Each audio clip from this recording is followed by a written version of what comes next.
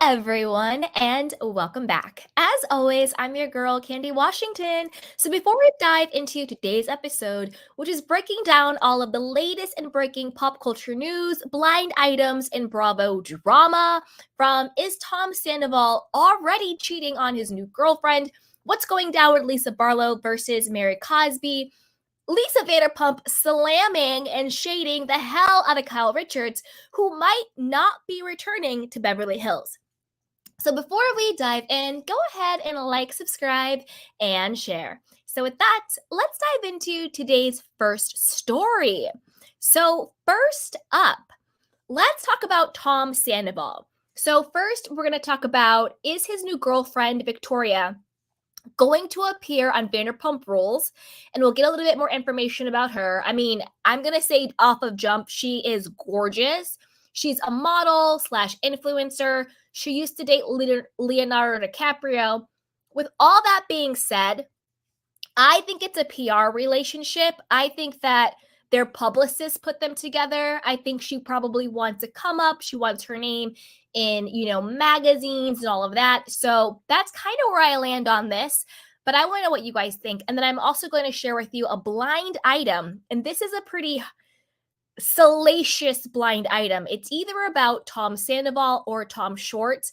But I'm going to tell you why I think it's about Tom Sandoval. And is he cheating already on his girlfriend? So first, let's dive into, and this is from BravoTV.com. It says Victoria Lee Robinson has been making headlines as Tom Sandoval's new girlfriend, but will the model be popping up on Vanderpump Rules season 11? It's unlikely that Victoria will make an appearance on Vanderpump Rules season 11 as the pair's relationship began just this past January 2024. In the months since, Tom has not missed the chance to gush about Victoria. She's a model, she works a lot, and she's very successful and does well for herself. But she's also very humble and really cool, just a very sweet, thoughtful person. So when did fans first learn about Tom Sandoval's new girlfriend? As fans may recall, Sandoval and Victoria first sparked dating rumors after they went on vacation to Las Vegas and were spotted getting cozy at the bar that he co-owned with Tom Schwartz, Schwartz and Sandy's. Sandoval later took his connection with Victoria to the next level as he asked her to be his Valentine in February. Today, the two are seemingly continuing to spend time together. Now, as we know, they've been caught on TMZ, Just Jared, Page Six, but all of the photos and videos we have of them are them calling the paparazzi on themselves. Again, a lot of these celebrities do that. It's called Backgrid. That is the paparazzi company that they will call, or their publicist will call. Sometimes they even pay the paparazzi to come, and then the paparazzi shows up and they're like, oh my God, like I just want my privacy, snap, snap, snap. And then you see these photos in TMZ and Just Jared, Page Six, Radar Online. But all of those like candid shots have all been set up. It's all fake. It's all them trying to have a certain narrative. It's how certain celebrities will like debut their relationship or their separation or, push a project. I think this is clearly a PR relationship. So that's what I think, but she's a gorgeous girl. Okay, so let's just dive right into the blind item. And it's a really, really, really spicy one. Let's get into it and then we'll talk. According to this new blind item, one of the Toms from Vanderpump Rules, either Tom Schwartz or Tom Sandoval, pretends that he is a ladies' man but allegedly hooks up with guys behind closed doors. And I think based on the clues from this blind item, we can guess which Tom they're talking about. This reality star with a side gig loves the world to think he moves from one woman to the next, and he does. But there is also the guys in West Hollywood he hooks up with a couple of nights a week, and those are the nights his girlfriend has to do something without him. She doesn't know about the guys, though. And this is allegedly Tom Sandoval and Victoria Lee Robinson, or Tom Schwartz and Sophia Scoro. And they are both on Vanderpump Rules. And the related headline reads, Tom Sandoval dating Victoria Lee Robinson after Rachel Leviss affair. The two have been spotted spending time together in Los Angeles. Tom Sandoval appears to be scandal-free and off the market again. A source close to the Vanderpump Rules star confirms to ET that he and model Victoria Lee Robinson are dating.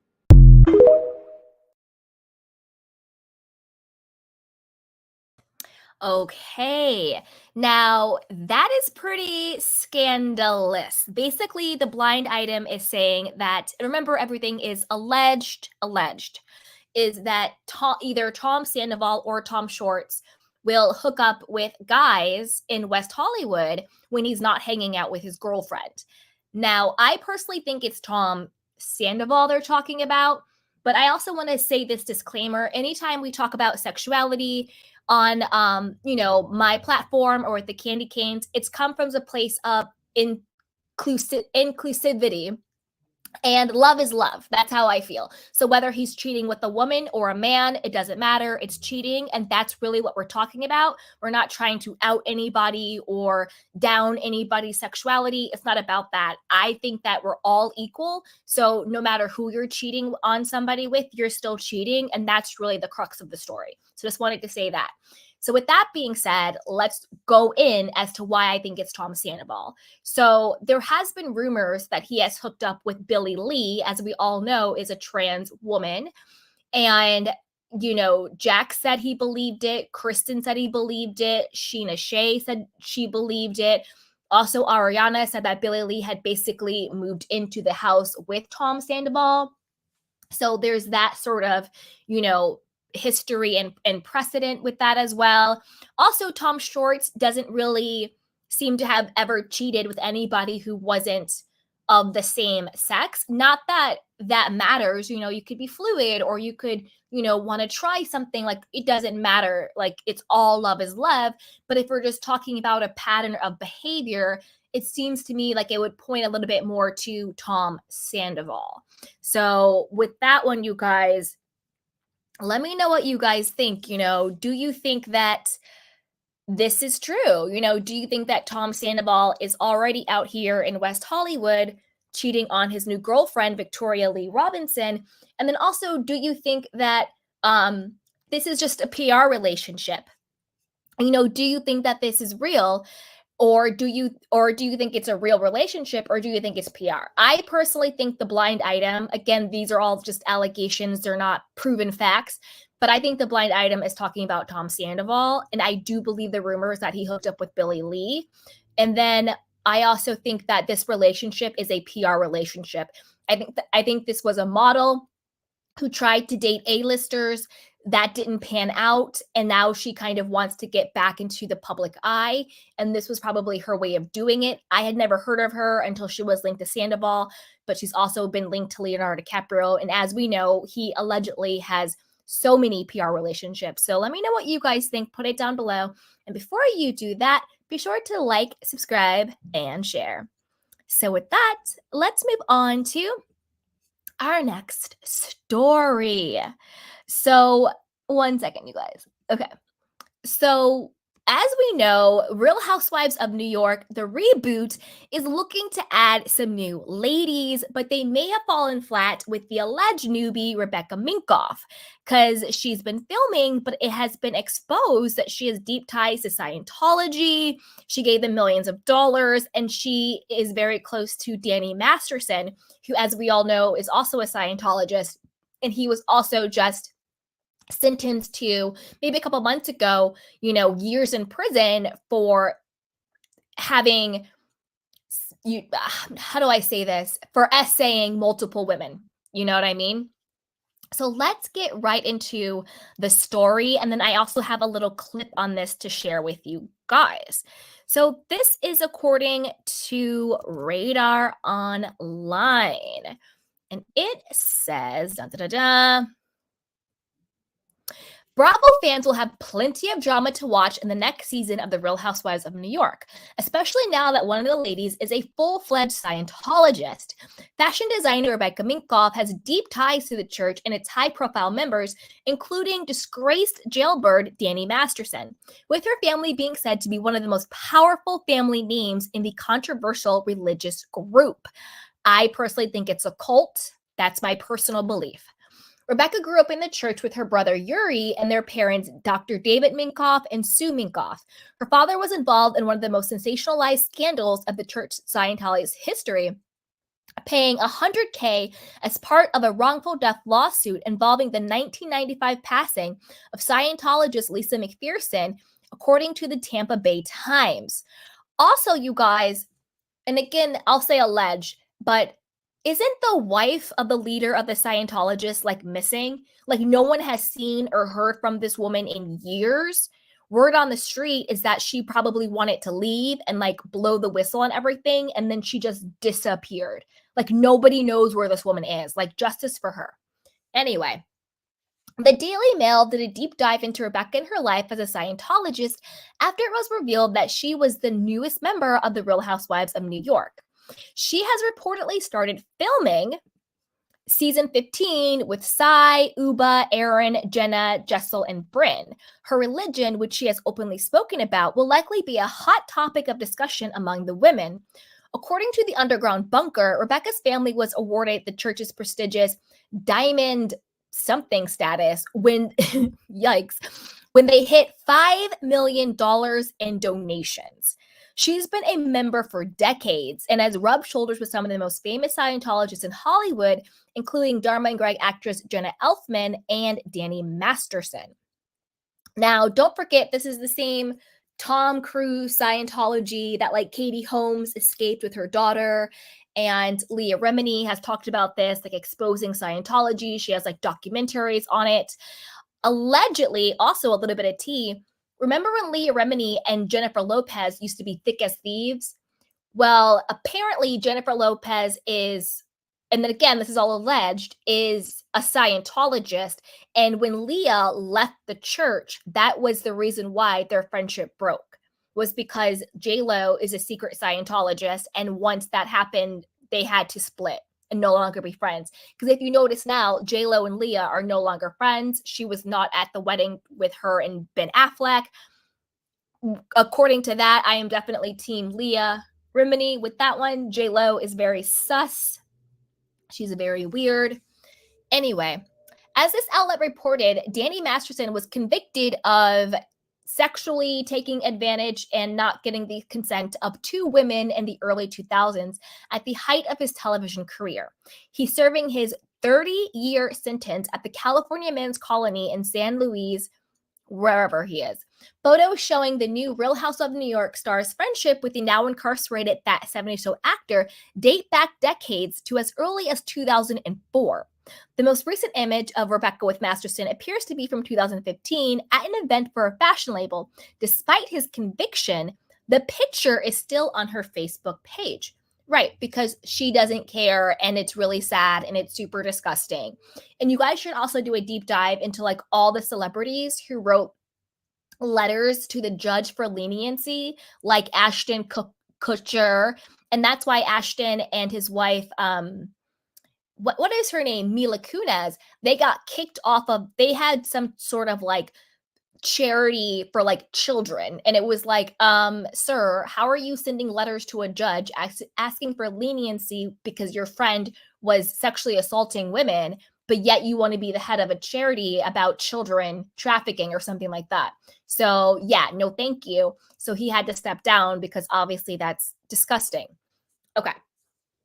RadarOnline.com told you Rebecca was dragged into a lawsuit involving ex-church member Valerie Haney last year, who sued Scientology, accusing the organization of holding her against her will during her time working as part of the Sea Org near Hemet, California. Haney claimed that since she escaped the church, she's been subjected to harassment, including surveillance, imitation, and internet attacks. The Church of Scientology denied her allegations. Haney nominated Elfman and Rebecca as arbiters in the legal mess. Rebecca proudly addressed her faith and defended Scientology in a New York Times profile published in 2021. I think there's a lot of confusion when people hear the word religion. Immediately you hear, I pray to L. Ron Hubbard, the designer said. I study it, I take classes, and that's the extent of it. And it's helped me stay centered. I don't have all the answers. When I needed someone, it was a place for me to get some answers, Rebecca continued, before slamming critics of the church for allegedly spreading horrific misinformation. Girl, bye. Bravo daddy Andy Cohen, oh, daddy, daddy, daddy, Andy, didn't bat an eyelash when he was confronted about Rebecca being a member of the church. When asked about her involvement in the upcoming season, Cohen teased, "I can't say anything," before his Sirius XM radio host co-host said, "I didn't realize she's a Scientologist. That's fun." These guys are gross. And of course, Andy can't say anything because he doesn't have the power to hire or fire. So he's not playing coy because he wants to play coy. He's playing coy because he doesn't know. He learns about the casting when we do. Cohen was silent and changed the topic immediately. It's unclear if Rebecca will be holding an apple with the ladies or if she'll just be appearing as a friend of this season. RadarOnline.com has reached out to Bravo for comment. Yikes, yikes, and yikes. Now that we know she is a Scientologist, she's friends with a convicted sex offender, do you think she should be allowed to join the Real Housewives of New York? Are those reasons to not cast her, or do you think, yeah, she's in something that the majority of people might consider a cult, holding people against their will, intimidating people and all that stuff, but that doesn't mean she shouldn't join the show? I personally don't want to see that. I think that anytime you give, and this is just my personal belief, I do believe Scientology is a cult. That's just my personal belief. And I think anytime you give cults and people in a cult a platform, yes, the majority of people will be turned off, but there will be people who will be sucked in. So I would rather just not take the chance and not give it the platform. And it seems like Bravo might be walking back, bringing Rebecca Minkoff off. At first we're like, oh, Rebecca Minkoff joining, she's filming with the girls. And then once everything hit about Scientology and Danny Masterson, all of a sudden it's like, well, she's filming, but we're not sure if she's cast or not. Maybe she'll be a friend of. Who knows? Also, when it comes to this stuff, who's ever casting these shows need to do their due diligence a little bit better. We don't want another Anna Marie Wiley who gets cast on Beverly Hills, and then a week later, her husband has all these lawsuits for allegedly, essaying all of these women. It's like another one of those situations where it's like you didn't do a Google search.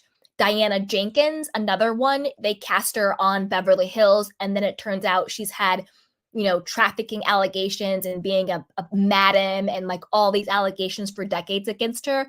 And on that one, production knew all that and they still cast her, which in my personal opinion is quite disgusting when this person has all these allegations and you still cast them on the show. This isn't white collar fraud.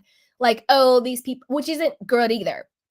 I'm not justifying that either, obviously, but there's a huge difference between white collar fraud, money crimes, versus people who are being sexually taken advantage of or trafficked or essayed or all of that stuff. Those are two totally different situations, right? So I feel like if somebody has the allegations of the latter, why are you casting them?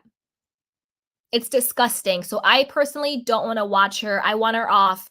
And I hope that now Bravo knows about this. They won't play in our faces and have her on. I think I have a little video to play. Do have a little video played to give a little bit more context to this. So let's watch.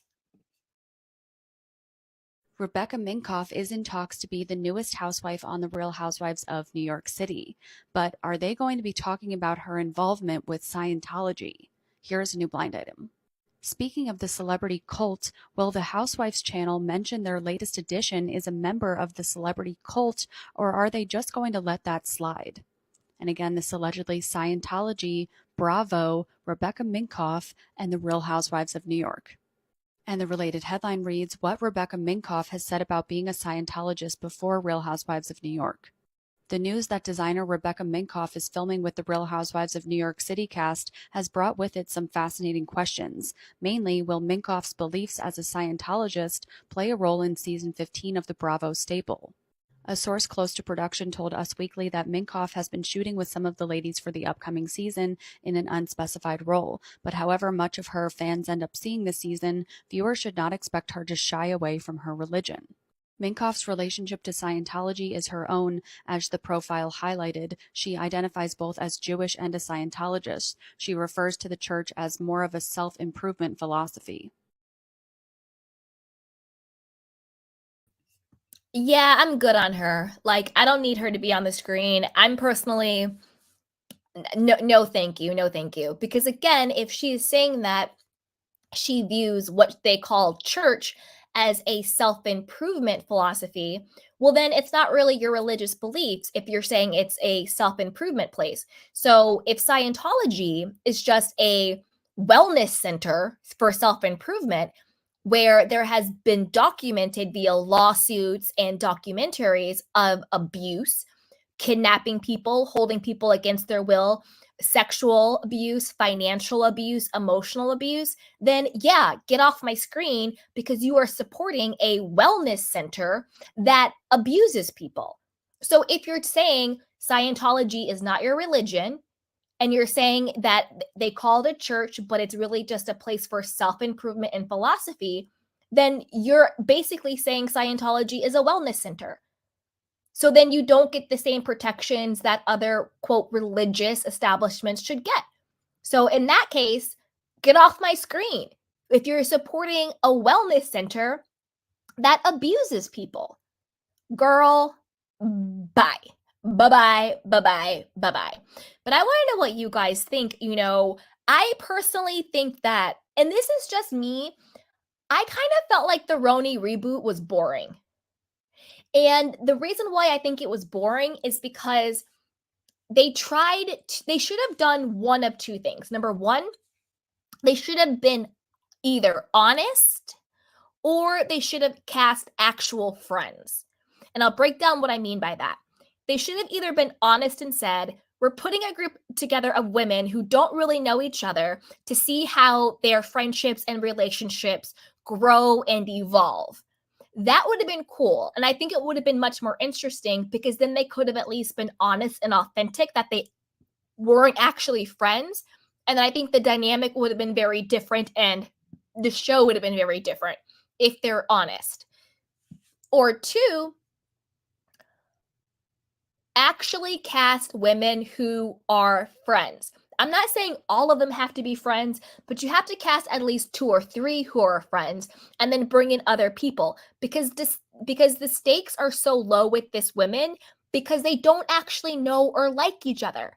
I don't care what you tell me, none of these women were actually friends. They may have seen each other at parties, they may have known of each other, but none of these women were friends. You're not going to tell me Aaron and Uba were actually friends.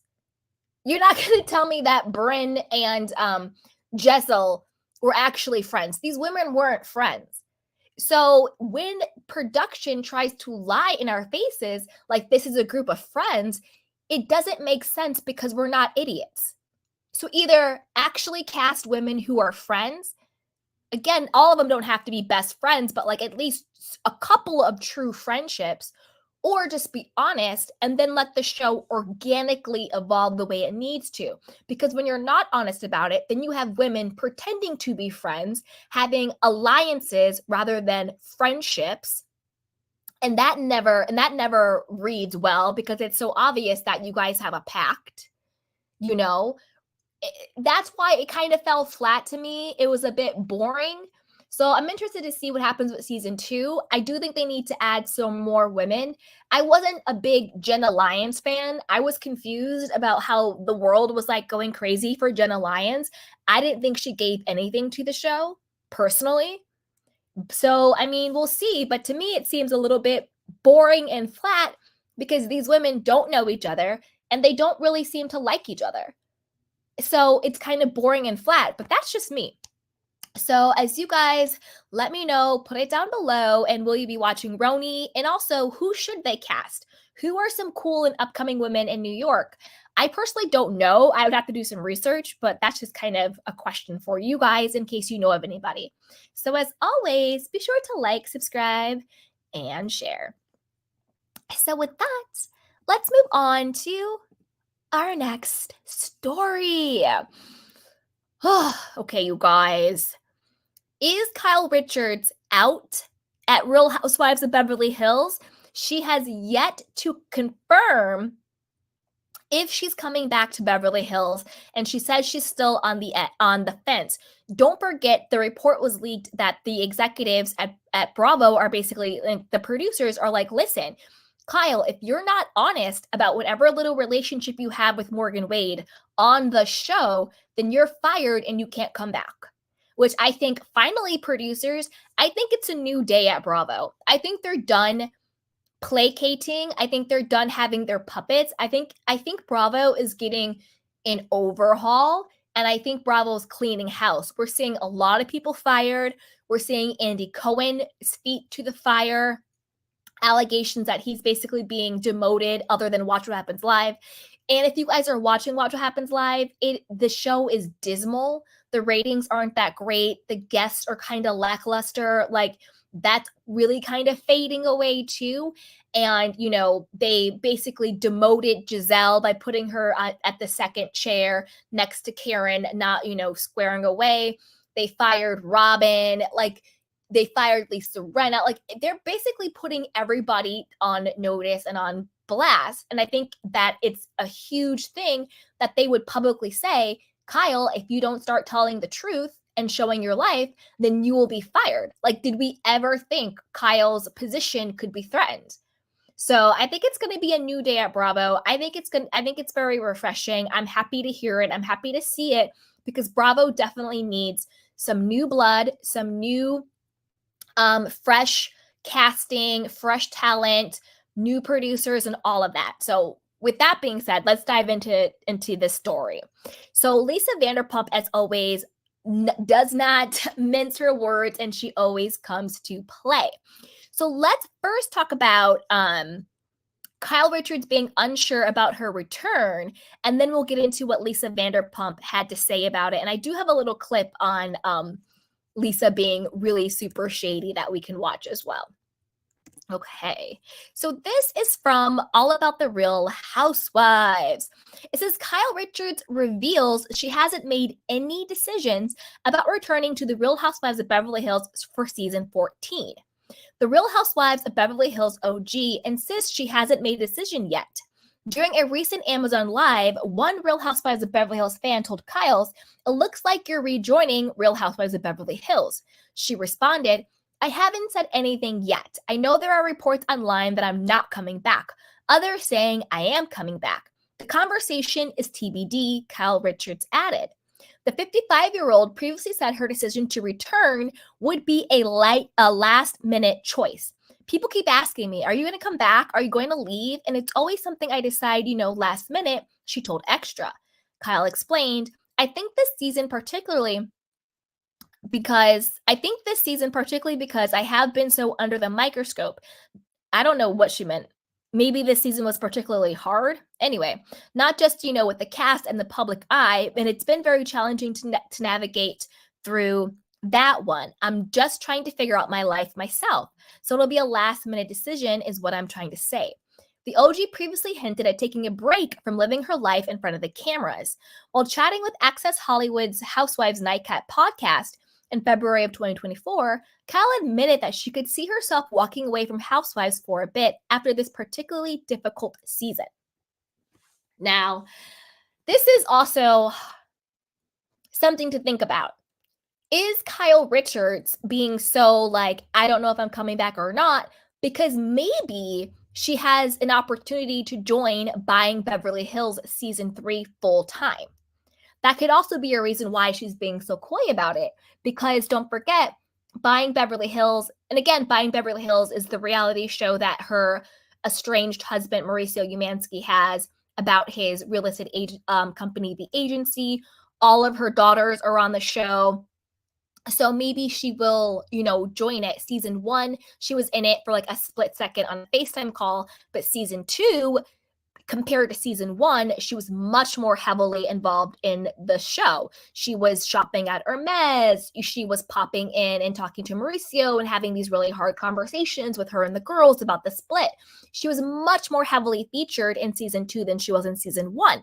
So with that being said, and also one of the biggest storylines for Buying Beverly Hills was the Mauricio and Kyle split. That was the biggest storyline for that show. And that's really why it had a huge bump in ratings, because everyone was dialing in to see what happened with Kyle and Mauricio, because Kyle didn't give any juice or spill any tea on Beverly Hills. We all had to get it from Netflix with buying Beverly Hills.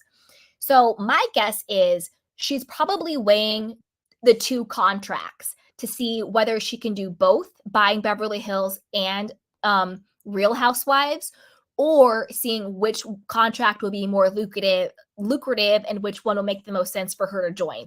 That's what I think is really going on here. All of this BS about last season was so hard. Oh my God, I could walk away from reality TV. Kyle, stop lying. I think she's trying to figure out if she can do both shows, and if not, which contract would be the most lucrative, the Netflix one or the Bravo one. That's what I really think is going on here. I think it's more of a business decision than Kyle being like, oh my God, this is so hard. Like, Kyle, shut up. Okay. When it comes to casting for season 14, a mini shakeup is already in the works. Like I said before, Bravo is really doing an overhaul. You know, Crystal Minkoff was recently fired. So is Anna Marie Wiley was fired. Dorit is also reportedly at risk of being let go or demoted to a friend of. Like, they are not playing at Bravo. They are really cleaning house. Rumor has it Kathy Hilton will rejoin for season 14 as a friend of. I think there's like an open invitation for Kathy. They're supposed to be starting filming very soon, late April, so within the next week or so. So we'll see with all of that. But of course, we had to have our OG favorite, Lisa Vanderpump, weigh in on the situation. So this is from page 6. Lisa Vanderpump is shrugging off Kyle Richards and Morgan Wade relationships rumors, because remember, again, the producers have said, unless Kyle talks about her relationship with Morgan Wade, she's fired. This was on the record. It's been reported in page 6 and Radar Online and Reality Blurb. It is out there. They are fed up with Kyle saying that, you know, it's nobody's business when that's literally her job. So they're saying, if you don't show us, you're fired. When asked about a recent Daily Mail report claiming her former Real Housewives of Beverly Hills co-star will not be asked to return to the Bravo reality show unless she goes public with her alleged romance, Vanderpump wondered why the world has to know. The SUR owner told Parade on Monday that she personally does not want to know who is munching on anything. Gotta love a little bit of the LVP shade. She is coming absolutely through. And again, I think it's really funny because I think that I think Kyle would want to be friends with LVP. She had her name in her mouth all of last season, but I don't think that Lisa Vanderpump is ready to go back down that road. She asked, "How about that? I don't care. What do you've got to do, and keep it to yourself?" TikTok users freaked out over her response, with one jokingly comparing the Vanderpump Rules star to an old-timey villain. Another likened her to an unbothered queen, giving social media users a masterclass and responding to tough questions. I agree. I'm a Lisa Vanderpump stan. I love her. She can do no wrong in my eyes. I think she's great. That was such a Lisa answer, a third wrote of the classy and witty quip, which others labeled kind of homophobic, to be honest. I don't think, how is that homophobic? Like, people need to calm down. There is nothing homophobic about what she said. Lisa Vanderpump starred on The Real Housewives of Beverly Hills from 2010 to 2019. She had exited the series by the time Richards and her estranged husband, Mauricio Umansky, documented their separation on the 13th season. Vanderpump starred, oh, that's right. Sorry, 1 second, you guys. On the 13th season. News of their split broke in July of 2023 amid headlines about Richard's close friend with Morgan Wade, a 29-year-old singer. While the duo have maintained in multiple interviews that their bond is platonic, they set tongues wagging with a steamy music video for Fall in Love with Me in August of 2023. The pair further fueled rumors in March when Richards left a flirty comment on an Instagram video of Wade wearing a cowboy hat. I have a question. Morgan Wade is, and not that it matters, because again, I always say this disclaimer when we ever talk about sexuality. is from a place of love and inclusivity, but we do discuss it because that's a part of the human experience. But when we talk about it, we are all equal, so we can all get the tea, we can all get the shade because we're all equal and love is love. Now, Morgan Wade is bisexual, right? Because she was in a long-term relationship with this guy. I forgot what his name is. Who was a part of her band, who is now conveniently and suspiciously a real estate agent for Mauricio's company. He works for the agency. So don't you think it's weird that Morgan's long time and very, very serious boyfriend, like she was like, this man is wonderful. This is the love of my life. I basically started this band to be with him. I wrote songs to get him back. Like Morgan was like obsessed with this guy. I forget what his name is, but just Google it and it'll pop up. But don't you think it's a little suspect that literally the love of Morgan Wade's life, who was a man, just so happens to now work for Mauricio Umansky, when all of a sudden, and this was only, and she was with him only a couple years ago. This isn't like her high school crush. This was like a couple years ago. And she's been rumored to be with Kyle for a couple of years. So there is a little bit of overlap going on here. Now, isn't it weird that then all of a sudden, now Morgan Wade is rumored to be Kyle's lesbian lover? Now, we do know Morgan did date another woman in between. I think her name was like Carly or something like that. She was another reality TV star. So we do know that she has previously dated women and men, but I do think it's suspicious that the love of her life, who was a man, now works for Mauricio Umansky, who is Kyle Richards' estranged husband. You want to talk about PR relationships? You want to talk about it being a little bit too close to home? Let me know what you guys think about that. Dun, dun, dun, dun. Wow. So let's hear it from Lisa Vanderpump's mouth herself. Let's see what our queen had to say.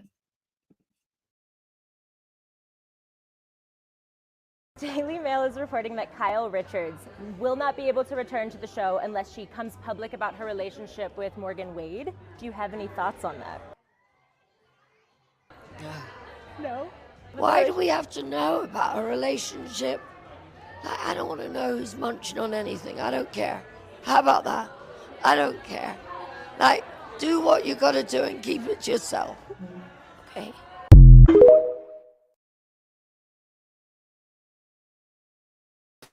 Lisa Vanderpump is an OG, and I absolutely love her. So what do you guys think about this? Do you kind of agree with my theory that Kyle is playing coy about coming back because she's weighing her options on whether or not she wants to come back to Buying Beverly Hills versus Real Housewives, or if she can do both? Because I do think that Buying Beverly Hills needs her. They need her on the show. They need the storyline. They need the Bravo audience, I think, in order for Netflix to keep the show going. So let me know what you guys think. And oh, thank you, Gail. That's right. Joseph Joe Link. That's right. Joseph Joe Link is Morgan Wade's ex-boyfriend, who she was like crazy in love with, who is now working for Mauricio. Obviously, Mauricio is like the top person, and he's working underneath, other agents and stuff because it is like a little franchise.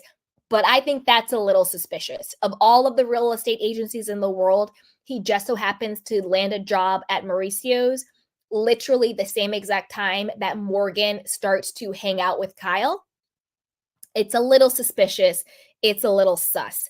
But as always, you guys, put it down below. Let me know what you guys think. And I think actually the bigger question is, do we need Kyle? Do we actually need Kyle to come back for season 14 of The Real Housewives of Beverly Hills? Or would it actually kind of be a little refreshing without her? So put it down below and let me know what you guys think. As always, be sure to like, subscribe, and share.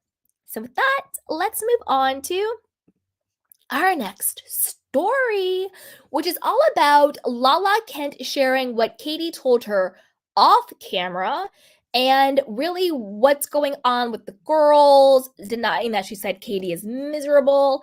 And then I'll tell you guys what I think is really going on here. So this is according to Reality Blurb. It says Lala Kent was accused of calling Katie Maloney miserable on the latest episode of Vanderpump Rules, but according to her, she never used that particular word, which is true because, again, it turned out she said she thought Katie was unhappy, which is very, very different than calling somebody miserable.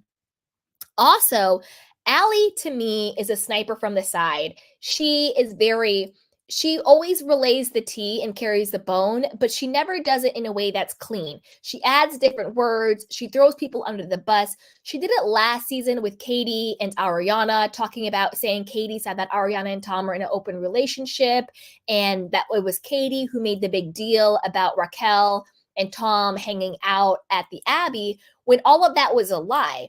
It was Allie who was making the big deal of it, and it was Raquel who was the one that was saying that Tom and Ariana were in an open relationship. So Allie multiple times has lied on people. Okay. As Lala 33 denied Allie's claim against her, she explained why she felt that Katie was unhappy amidst filming on season 11 last year, as Katie clapped back by suggesting it wasn't a fair assessment and suspecting Lala was deflecting from her own potential unhappiness. I vividly remember not saying the word miserable. I actively tried to steer clear of that word. Lala insisted on the April 16th episode of Pump Rules After Show, but Katie seems very unhappy to me. According to Lala, her assessment of Katie's mental state wasn't only due to what she saw from Katie when cameras were rolling, but also things Katie told her when they weren't.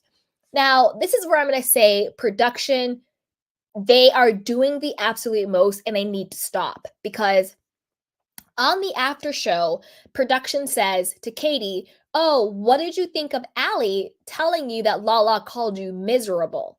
So then Katie responds to thinking that Lala called her miserable. But then when they're doing the interview with Lala, and they're like, Allie said you called Katie miserable. And she's like, "No, I didn't." And then they actually roll the footage of Lala calling her unhappy, which clearly means Allie is lying. So production is dirty. They had the footage. They knew for a fact Allie was lying, but yet they posed the question to Katie as if Allie is telling the truth. Like, production, you're messy as hell. You're messy as hell. Stop producing. The people will make, that's another problem with Vanderpump Rules. It is so heavily produced by the producers and the talent that it's no longer fun to watch, and you see how sloppy they're being. Literally in 1 second, you're saying Allie to Katie, Allie said that Lala called you miserable. In the next scene, they're rolling footage of Lala not saying that, but they're rolling the footage to Lala, not to Katie. See, it's so stupid. And then I'm going to tell you also what I really think is going on here. So we got all that. Let's get to what blah, blah, blah, blah. Okay. She has said to me that she didn't picture herself, her life this way. She did not picture herself a year and a half, 2 years out of her relationship, still being single, and it being this hard to find good dudes, Lala revealed. I think that also kind of like weighs on her. She wants a companion, but she forgets that men in these streets are scrubs, Lala added. I don't agree with that. I think there are a lot of good men in the world, but whatever. Meanwhile, in her own segment with Ariana Madix, Katie said she didn't know why Lala would say she was miserable. See how they're pinning themselves against each other, knowing that Allie was the one who was actually lying. Anyway, she gets all into it, but I'm going to tell you what I think is really going on here. I think that Katie and Lala were really close, and I don't think this has anything to do with Katie being unhappy or miserable or whatever the case is. I think Lala's real beef with Katie is that I bet you Katie has, complained and vented about Ariana behind the scenes, off camera, to Lala about something about her, about Ariana's ego and big head, about her being very difficult, about all of that stuff. I think that Katie, behind the scenes, kitchen table talk, girl to girl, has really vented about Ariana. But when cameras pick back up, and when the cameras are on and to Ariana's face, Katie is basically kissing Ariana's butt, And I think Lala is feeling some type of way about that. but this is what I think should have happened. I think Katie should just say to Lala, listen, you and I both know the deal. We know that Ariana has never liked us. She's never had our back. She's never defended us. And she was always just, team Tom Sandoval and rode hard for him. Now, all of a sudden that it's happened to her, she expects us to have some type of girl code and have her back when she's never had that for us. However, I need to stick with Ariana because one, I don't want the world to go against me, because anytime you say anything against Ariana, all of a sudden you're mean, you're miserable, you're jealous, blah, blah, blah, blah, blah. Miss me with all of that BS. And so I think that, like, look what happened to Sheena. Fans were going so mean. Oh, Sheena, you make everything about you. They were trolling her Chili's commercial that she did, where Brock had to come out and be like, you guys, like, be nice to my wife, send her some love, when Sheena's just trying to make some money out here doing the Chili's commercial. Like, it has to stop. Like, it's really ridiculous. Like, Ariana is not God. She's not this untouchable person. To be honest with you, she doesn't even seem like a nice or good person. Her personality isn't that likable. So I'm super confused why people think that they have to, like, go against people who have any type of opinion about Ariana that's not like, oh, queen. She's not my queen. Like, no, thank you. Like, it really needs to stop, and it's over the top. And like, at this point, it's kind of sick. The people who like attack other people who just doesn't rock with Ariana, it's sick, And I think that is where Lala is coming from. I think that's really why Lala has an issue with Katie. But I think if they had the conversation and Katie was like, listen, I agree with you about Ariana, but I need to get something about her open. I have a lot of money on the table, and I can't at this point really afford to have all of the people in the comment section coming at me and have the audience turn. And I think Lala, in turn, should go to Katie on the side and be like, listen, I'm meeting up with Joe, not because I like Joe, but because production told me to. And I'm trying to keep my job, and I'm trying to keep the show going because we need new people to join the show. We need new storylines. It can't just be Ariana being mad at Tom Sandoval acting like the weirdo he is. That's not going to sustain the show. And we basically need new people and new storylines to keep the show going. I'm trying to keep my check. I'm trying to stay on the show, and I'm trying to keep the show going. Work with me. I don't really like Joe or care about her, but producers asked me to. Same thing with with Lala's phone call to Rachel. I don't think she really wanted to call Rachel, but I think producers wanted Raquel to come back to the show, and they're like, well, let's get Lala to do it. Seems like she would be the best person. Lala is following directions. Okay, Lala is following directions because she wants to keep her paycheck and she wants to keep the show on the air. And I don't understand why these two grown women can't come together and just have a real conversation, because that's really what's going on, in my opinion, as why they're having this falling out. Lala is basically like, Katie, I know you don't like Ariana like that, but you're leaving me out here to dry. And Katie's like, Lala, why are you calling Rachel? Why are you meeting up with Joe when you know Joe was with Schwartz, all this stuff? Lala is trying to keep her job. And to be honest with you, Katie is trying to keep something about her, and she's trying to keep the favor of the audience. That's it. Just come together at the kitchen table, lay your cards out, and stop beefing. I also think a part of the storyline for season 11 was they had to have a villain. They had to have someone and not Tom Sandoval, because it's like he can't, sure, he's the villain, but not in any meaningful way. Like, he's kind of like measly, a weasel with a mustache. Like, nobody's taking Tom Sandoval serious. He's kind of like, quite frankly, he's really sad at this point. Like, dude, give it up. But they needed more conflict. They needed more storyline. They needed more drama. So if it was not the story of Lala versus Ariana this season, what exactly else would we be talking about? What else is going on this show other than Lala versus Ariana? Lala is clocking in on the job. They're trying to create conflict. They're trying to create drama. What else would we be talking about in Vanderpump Rules? I'll wait. Nobody cares about Joe and Schwartz storyline. Who cares? I'm happy that Lala has her baby, and she went through the sperm donor and all that, great. But again, great teachable moment, but is that going to carry a season? No. I personally think they had too many episodes about it. I think 1 to 2 episodes would have been fine. They dragged that out for as long as they could. Happy for her, great teachable moment, normalizing, you know, different avenues of conceiving. Cool. But is that really why I'm tuning into Vanderpump Rules for 16 episodes? I don't think so. You know, the whole thing with Katie and Schwartz hooking up with the same girl, that is whack to me. Totally fake, totally set up. And again, who cares? Nobody really cares about that.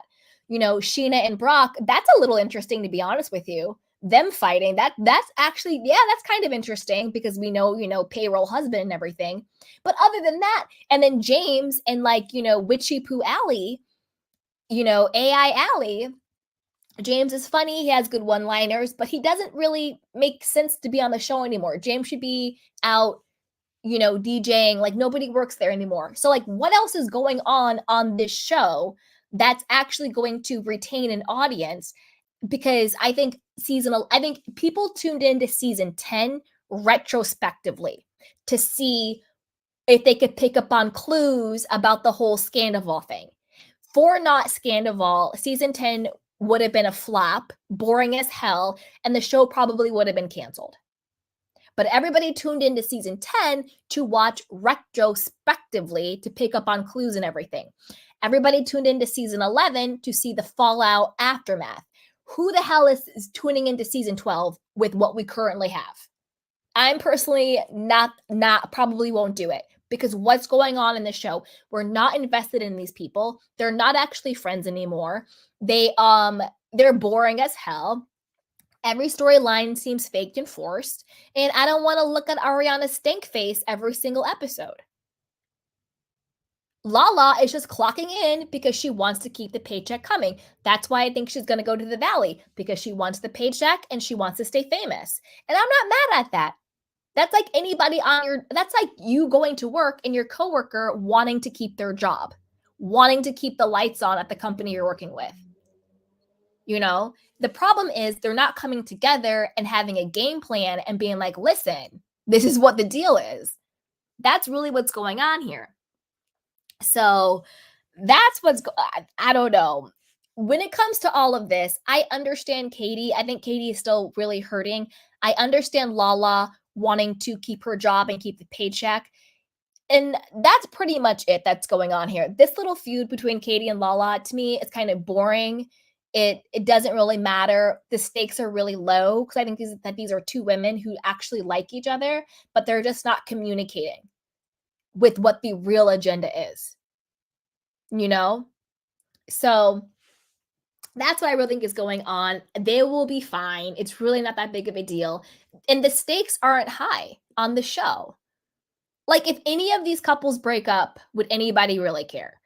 To be honest with you, if any of these friendships dissolved, would anybody really care? Because I don't really buy it in the first place. So I want to know what you guys think. You know, are you watching Vanderpump Rules? Will you tune in for season 12 if they have a new season? What do you think about Lala and Katie? Is the beef real, or are they just not communicating? And what do you think is going to happen at the reunion? Apparently, there's some big bombshell at the reunion. I hope it's a real bombshell and not the fake bombshells that they usually tell us. I hope it's real.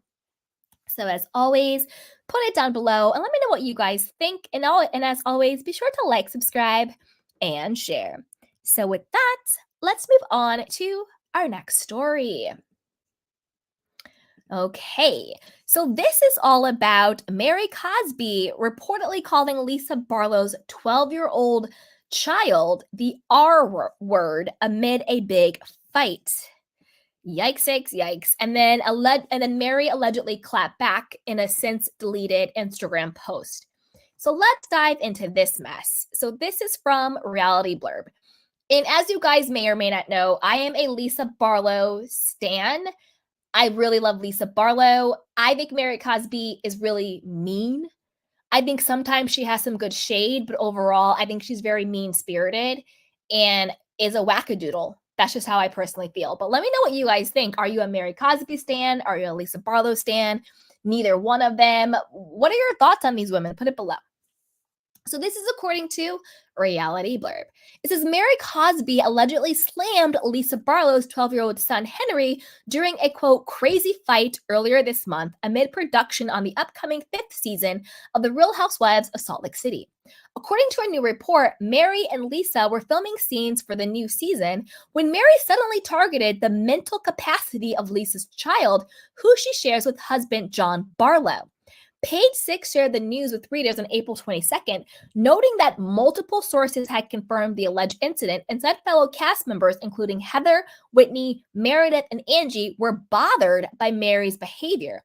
The entire cast was beyond grossed out, one source stated about the use of the R word, when you're talking about someone who may have certain mental challenges or capacity. I think you guys know what that word is, but I'm not personally going to say it on my channel, so, you know. As Real Housewives of Salt Lake City fans may know, Lisa shares both Henry and Jack, who is currently on a mission trip in Bogota, Colombia with John. Although the incident reportedly caused a stir amongst the ladies, the second source shared that Lisa and Mary ultimately reconciled and are currently together in Puerto Vallarta, Mexico for a cast trip. They made amends over the situation and are moving on, the insider revealed. In addition to what prompted Mary's supposed verbal attack against Henry being unclear, it is also not known whether the scene in question will be featured in season 5. Now, Mary, you don't need to be talking about anybody's child when your child is out here wreaking havoc on humanity. Your son is out here getting DUIs. He's out here posting on Instagram and TikTok and Snapchat doing, illegal substances. He's out here doing the most. So you need to worry about your own son, okay?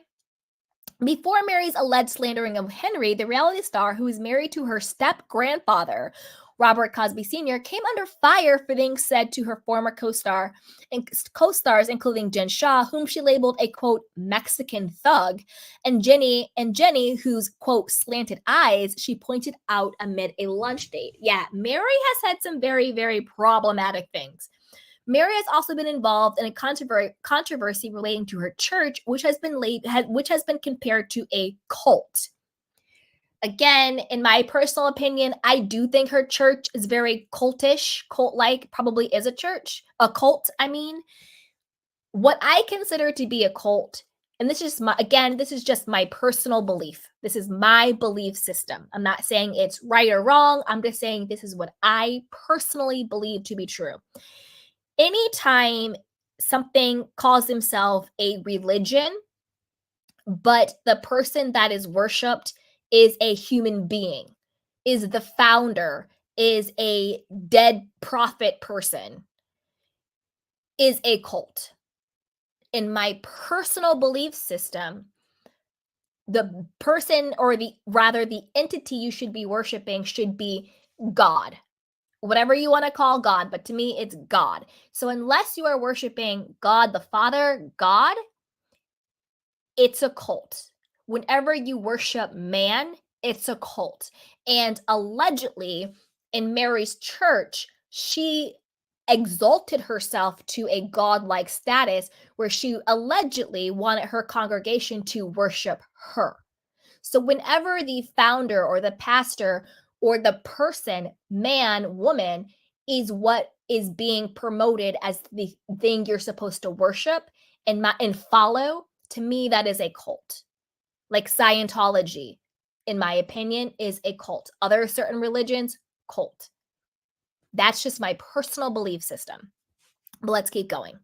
Following the sharing of the story, Mary took to her Instagram with the statement, "Two sides to every story, my beautiful son," Mary wrote, according to a screenshot of her since-deleted post shared by Queens of Bravo Plus on Instagram.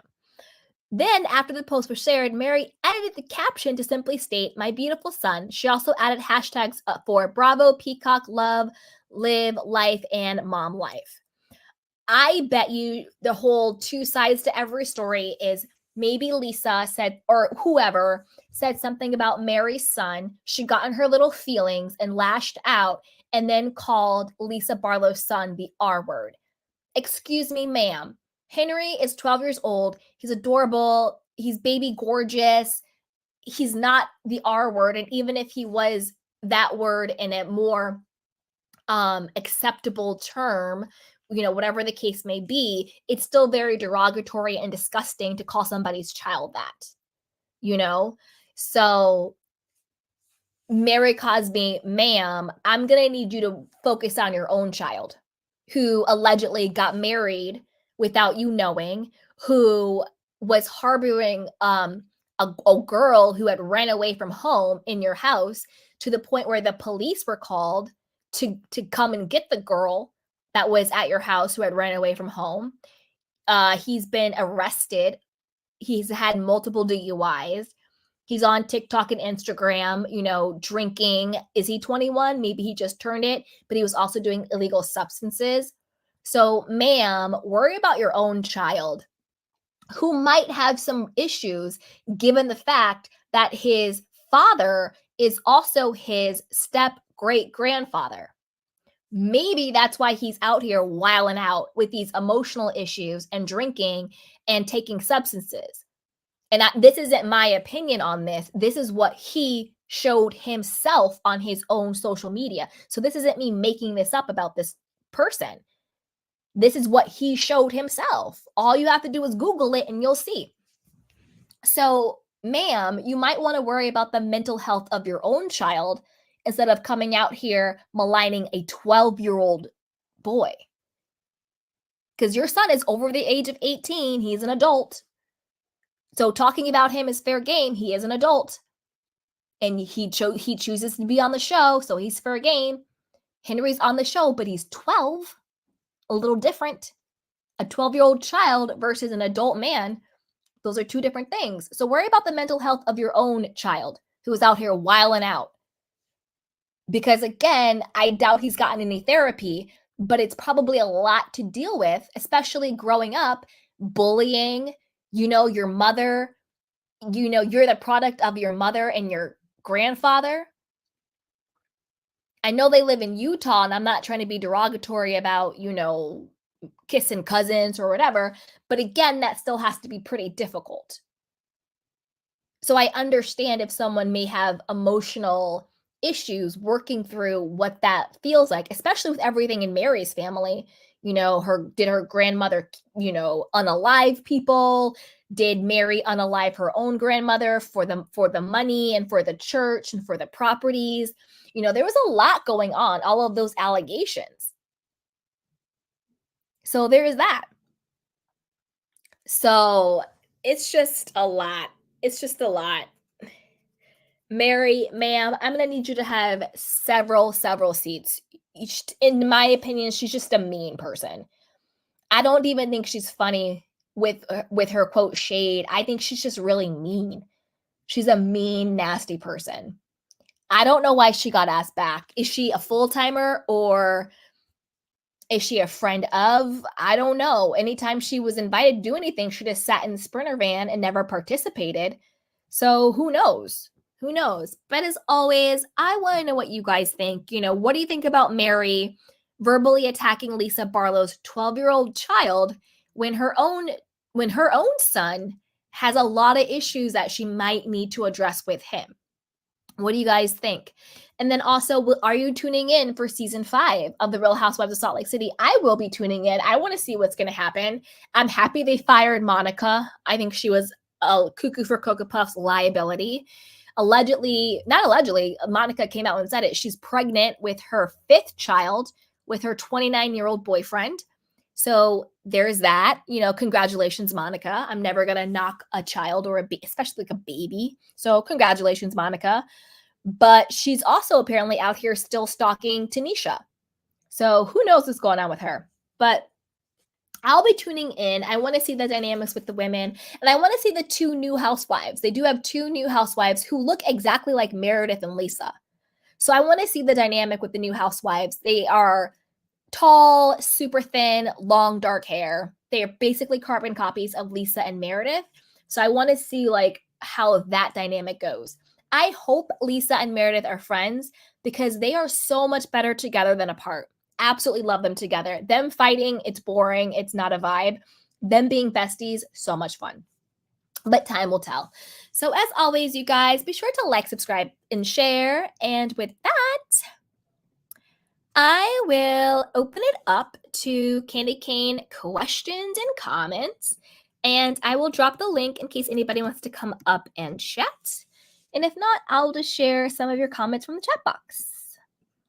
All right. Hi, Barbara. How are you? Hey, SJ. What's up, sweetheart? That's right. Let's get this party started, Barbara. She goes, how does Tom get these women? I heard he smells bad. To me, he looks like he smells like cigarettes and musk. Like he doesn't wear deodorant and he smokes. Like that's what he seems like he smells like to me. You know, like let me know what you guys think. Hey, Mel, you want to sound off? Hey, Miss Candy, how you doing? I'm doing good. How are you? I'm good. I'm happy you do it. You're doing this live at this time because then I can get in. So I love it. Hey, awesome. But you know what? I was listening to it on my way home. I got home. I put stuff around, so like it literally, I had it around me, and so I was listening to all the stories. It was a lot. It was good stuff. I wouldn't say I don't watch Vanderpump Rules, but I love your breakdown of it because thank you. I do. You know what? So it's funny thing is that the only sort of memory I have of Vanderpump Rules was this woman named Stassi.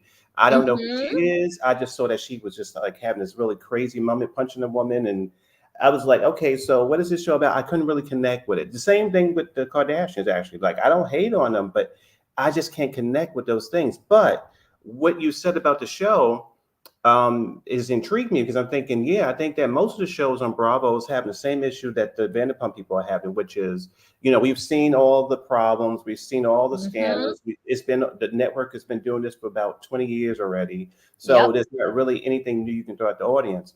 I like that you said that the people that sometime I think that they need to come together and do these sort of meetings to figure out exactly what they want to share. I think that if you have interesting things to bring to the table, then you should. And it's true that if the storyline is really spectacular, which even for me, who's a non-watcher, I know of Lala Kent because I think she's funny in her interviews. Yeah.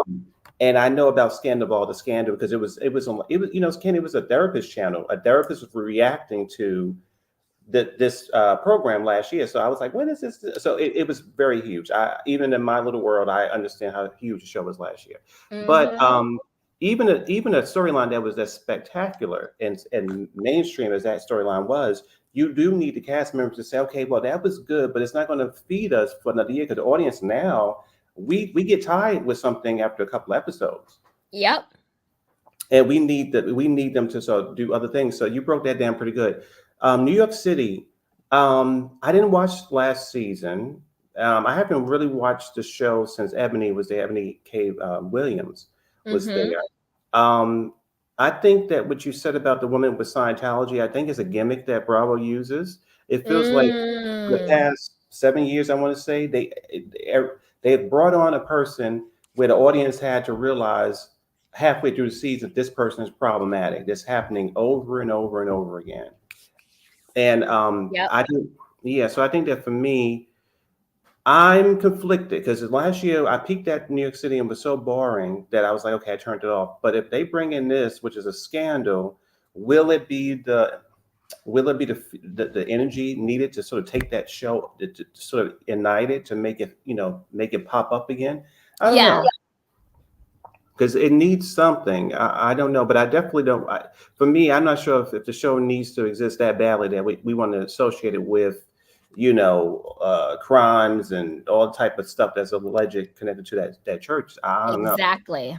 It's just a little crazy. And I love that you brought up Miss Diane Jenkins. I feel comfortable to mention her now, but come on now, Miss Kim. It's still a gag for me that here I was on a panel just talking. Come on, girl. Come on. Yeah. Listen, I'm just talking, shooting the breeze, and I had no idea that, mind you, I didn't have no problems or anything, but it was just that she kind of, she didn't enjoy what I was saying. I was like, oh, geez. Come on now. I was like, ooh, so. But remember, it's free to send a cease and desist, but you have to pay to actually sue someone. And the danger in suing for defamation is you got to prove the person was lying. You know what? That's why nobody got sued. I guess so. I mean, I know Hello? she was not very happy with what we were saying the other year. What it was, she was not happy at all. I said, I'm gonna leave that one alone. But yeah, it's a little crazy. What else did you say? Oh yeah, so Salt Lake. Yeah, we will agree to disagree on some things. Yeah. Come on now, Okay. Candy. But I'm That's here. okay. That's okay. But you know what, Candy, I'm here because this is becoming really a wonderful spot to sort of throw out your opinions and stuff like that. I don't really, Yeah. you know what I think? I don't really have a really deep love for Salt Lake. I really don't. I think that if the way that you describe this issue with Lisa and Mary, it's whoever, not you, but whoever brought it to the blogs, whatever. If it's exactly as they said it is, then of course I'm team Lisa in this instance, because the children should definitely be. They should definitely be off the table. We don't want Mary to go down the road that Jen went down a couple of years when Meredith was feeling nervous about her son being around Jen. So, we don't want that. But yeah, I don't know about Salt Lake, but I think that's it. I think you covered a couple of things, but that's all I have to say. But yeah, Kyle, it was funny what Lisa Vanderpump said about her. It was fun. It was fun. That whole thing with her allegedly having a possible relationship with that lady, and then the woman going to where Mauricio was at, it almost feels like a storyline for his television show. Because I know he has a show or something. That part, buying Beverly Hills. Yeah, and it feels like maybe the producers are not buying, and maybe that's the issue she's negotiating with, as you just said. Maybe she's negotiating with them about how to really bring a truthful storyline to Beverly Hills. But I think that maybe the people on the other show will love this idea of a wife and a husband having their own, situations, whatever. So I don't know. It's all, even with an affair with Kyle, I still find her boring. So I really don't, she's not really the most compelling person. She whines a lot. I've always found her annoying. So Kyle. Yeah, if she leaves, it is what it is. Yeah, I think so. I really, she's just, she plays a victim too much for me. She would do these things, and I think too, and I'll give it to somebody else. The last thing I'll say is with Kyle, I think is funny is that from the original cast, whether it's her sister, whether it's Camille, whether it's Adrian, whether it's even Taylor or Lisa Vanderpump, for some reason, all those ladies don't always have very glowing things to say about her. Right. So, common denominator, absolutely. So how can a person who have burned so many bridges and try to repair them with her sisters, of course, because they blood, but people have not really had really nice things to say once they've left that show, unless they've done business with like Brandy or something. But other than that, or I think they connected through something. But other than that, it feels like she burned all those bridges. So for me, how can a person do that and try to portray a victim? That doesn't match for me. I don't see her as a victim. I see her as a very sneaky, coward, basically. That part. Thank you, Mel. That was great. Thank you. Yes, I loved everything you said. And thank you so much, Holly Won't, for the super chat. She says, yay, Monica's having a baby. Imagine you're paid for life being a thing, including the birth of a child. Oop. That part. Thank you so much for the super chat, Holly. I really, really appreciate that. Now, welcome, SJ. Welcome, Natasha. Welcome, Dream Pro Studio. So, SJ, do you want to sound off? Sure. Okay. Bravo has become like a train wreck for me. Yep. To where, I don't watch RHONY. I only watched a season and a half of Salt Lake City. I thought that it was boring. I don't connect with any of those women at all. Beverly Hills, I tapped out probably mid-season and then just went back for the reunion. It was bored. Potomac, I tapped out after the Austin trip because I was bored, and then I went back for the reunion. And Vanderpump Rules was and is still. This season is so boring. I cannot. So boring. I don't. Bravo, they have a problem, obviously. Yep. But I think that it's come to the point where these shows have maybe run their course, because now you're just getting on fans and these, weirdos, fan accounts on social media. They're trying to get on the show, and women or people that have real wealth and have the real life don't want to be associated with this crap on TV. Yeah, because they actually have something to lose. Exactly. And the whole premise of Housewives was supposed to be that life, so the rest of us could see it. The cars, the bags, the houses, the vacations. We don't get any of that anymore. Exactly. And it's not all like destroy and shading people and exposing people. It's like, am I watching Dateline or am I watching Bravo? Right. I'm so bored of it, but it is like a train wreck though. Something else is happening every other day with these people that you tune in to see. But as far as the show's going, that's boring. It seems to be the stuff that's behind the scenes is more fun to watch, and that's just mess too. Mm-hmm. So I'm just bored of most of it. I don't know what they're gonna do, and the fact that they maybe have allegedly hired a Scientologist.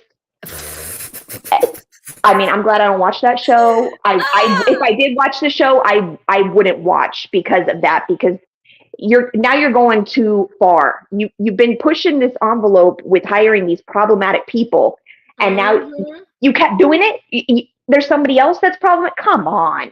Mm-hmm. I'm just to a point now where I'm over it. Mm-hmm. I agree. It's all a bunch of BS at this point. And it's like, it's too much, and it's too like obvious in our faces. Like, we're not stupid. Like, all of the work is showing, from the talent, the work is showing, from the producers lying and creating storylines. Like, all of the work is showing, where it's like, it's not fun anymore. It's not real anymore. No. Where I think it's like refreshing is like Vanderpump Villa, Lisa Vanderpump's new show. That's actually refreshing because, one, all of those people are truly unknown. These are like new personalities, new relationships, and it's fresh. And although they clearly know what's expected in a reality show, they're not being scripted. They're not faking it. This is like just them being themselves. And I think that's what we're really missing from Bravo shows. Now people come and it's almost like they have like this blueprint of what it means to be this reality housewife, Vanderpump person. And they're just playing that caricature. So we're no longer invested, because if I want to watch a caricature, I will go to the circus. I don't want to watch it on Bravo. So I agree. Yeah. I'm kind of done with Bravo at this point. I haven't watched Vanderpump Villa though. It's on my watch list. I just haven't got to it yet. It's good. I really like it. Thank you so much. Do you know how many episodes that's supposed to be? Right now it's on, I don't know how many it's supposed to be, but right now we're on episode 6. Okay. Yeah. So I'm guessing at least 10. Okay. Yeah. That's good. Yeah. Hey, Natasha, you want to sound off? Hi. Oh my God, Mel, I had no idea that you were just casually on a panel and that's how Diana saw you and like declared you as one of her enemies. Well, I mean, that is crazy. What a psychopath. I mean, I don't know her. Allegedly psychopath. Don't come for me. I'm just kidding. Please. You know the legend. No, I was just on a big show, a big channel. Again, I'm not, with Candy, I respect her. So I want to say that I was on a big show and I'm cool over there. But we were talking. It was some issue that happened with Diana, and that's public, with a blogger, a blogger, who was African-American. And she had, I don't know, she used the wrong word. She didn't say something that was very sensitive towards that blogger. And we went absolutely. Oh, I know. Yes. I remember that time. We just went berserk over there on that panel. And then laying in. And then so after that, she didn't say me directly, but she did say, I really didn't enjoy the conversation you were having with Mel on YC Review. I said, oh my God. So, it is what it is, but it's behind me now. It's all behind me, but it was be behind me, Satan. I'm telling you, listen. No weapon formed. Bye-bye. And the funny part is, we're still standing, we're still having fun, we're still doing our commentary, and who got fired? That chick. Come No on now. weapons formed against me shall No weapons prosper. formed. No, I'm thank you. telling you. Boo-boo. Bye-bye. Mhm. And it didn't really calm me down. Really, that's still myself. You know, I'm not going around cussing. I don't do that. But I Yeah. just speak. I speak what I see. I didn't change. I stay the same. Yeah. You'll just throw the word allegedly around more. I think I would have to every time. At one point Mhm. I said, I'm not even say alleged with my name just to be covered. Right? I'm allegedly Natasha. Come on now. Listen, We don't know. we don't. Absolutely not. But yeah, okay. Okay, can we talk about Lisa's makeup in that? I know it's like It's fine-tuned. really good, right? Right? I was that you had me zoomed into her lip color. I was like, I'm out of control here. Okay. Yeah, I agree. I definitely think Sandoval was most likely the candidate for that rumor. What's funny is that Leonardo DiCaprio has his own rumors, and how like he's allegedly has been involved with what's his one friend for like years. There's like all these rumors, but anyway, like, and so like she just seems like a for hire beard almost. I don't know. That's like the vibe she gives me. All of those like little models, they all get these little PR relationships Oh, for sure. and everything for like, celebrity athletes or actors or musicians, just so they can have some like arm candy when behind the scenes they're doing their own thing. And of course, no judgment there. But at the same time, stop playing in our faces as the public. Yeah, I just don't like being lied to. That's all. Yeah. And I forget like all the stories. I was like playing at like 2 times speed like a psychopath. We talked trying about to catch up. Tom Sandoval allegedly cheating with guys in West Hollywood. We talked about Rebecca Minkoff being a Scientologist and friends with Danny Masterson. Seems like Bravo is on the fence of casting her now. Maybe they're doing it for clicks and views. Who knows? Or maybe they're like misstep. Again, who knows what they do? We talked about Kyle and Lisa Vanderpump. Kyle being coy about whether she's coming back. Again, I think that's just because she's negotiating contracts. Whether she can do both shows, Beverly Hills and Buying Beverly Hills on Netflix, or which one is going to give her the biggest contract. I don't think it has anything to do with her being like, oh my God, this was so emotionally draining when she calls the paparazzi on herself and Morgan every single day. Then we broke down Lala and Katie and Ariana and what's really going on with Vanderpump Rules. Basically, I think Lala is trying to keep her check and keep the show going. And I think that Katie didn't want to fall out with the audience if she spoke out against Ariana.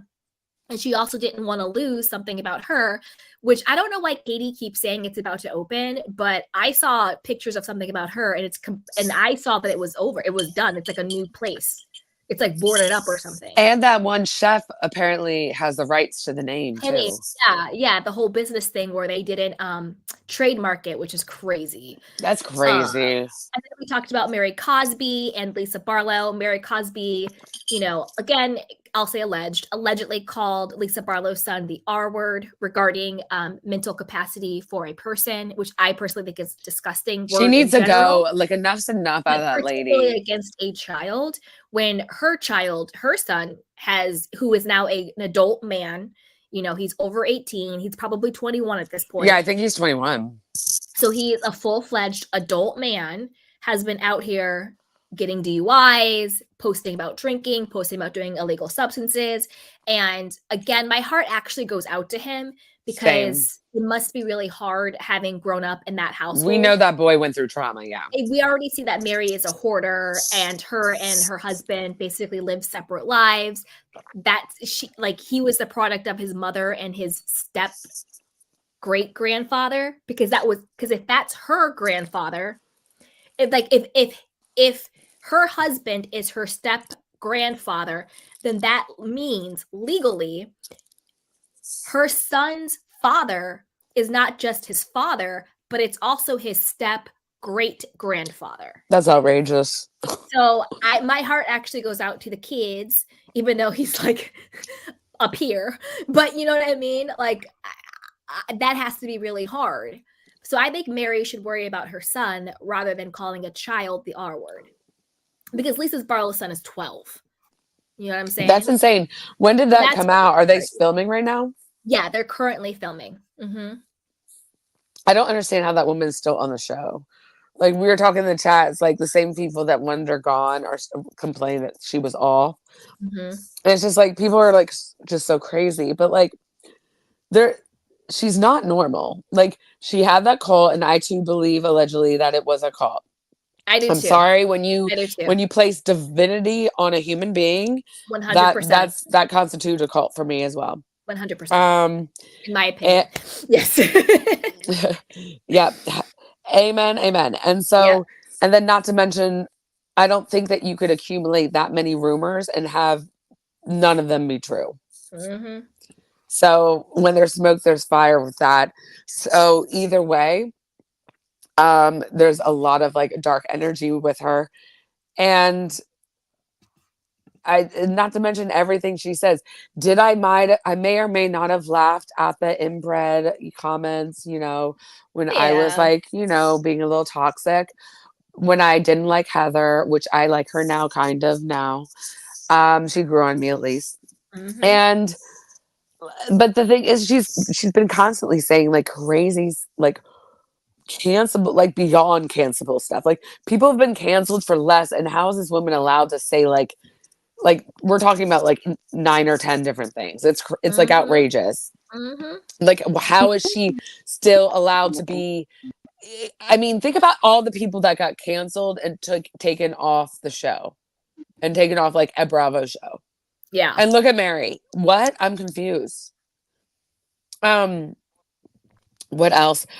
Oh, with remember what she called Heather fat? Yeah, she's called her fat. She's fat and inbred. Mm-hmm. She said she looked like a manatee. Yeah. Yeah, they were like that one brand. It might have been Gucci. Gucci doesn't make her size, or something. I forget. Yeah. But she said a bunch of stuff. What else? God, you ran through that so fast, and I was like, Yeah. It's okay. Wait. Oh, keep going. Unless Dream Pro Studio. No, let Dream Pro Studio kick in, because like I forgot. Okay, but stay up, sweetheart. Okay. Hey, Dream Pro Studio, you want to share, sweetie? Oh no! Is your mic working?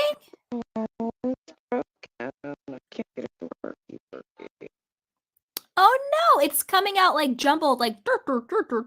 Do you want to try? The connection's weird. It's like coming in and out. Can you guys hear her? No, it sounds like a robot. No. Try like going out and coming back in. Yeah, do you want to go out and come back in? Like, go out of like YouTube altogether and then go back into YouTube and click on the link. Oh no. Yeah, we can't hear you. So go out and come back in, because I want to hear your thoughts. You're so welcome, and I want to hear your thoughts, but it's like sounds like robotic. So maybe log out or log back in, or check your service. Maybe that's it. Do you want to try now? Do you want to try now? Oh, no, it's still robotic. Yeah, so try and figure it out, or try it on, because we want to be able to understand you. I'm so sorry. Yeah, so log out and log back in. Anybody else want to sound off?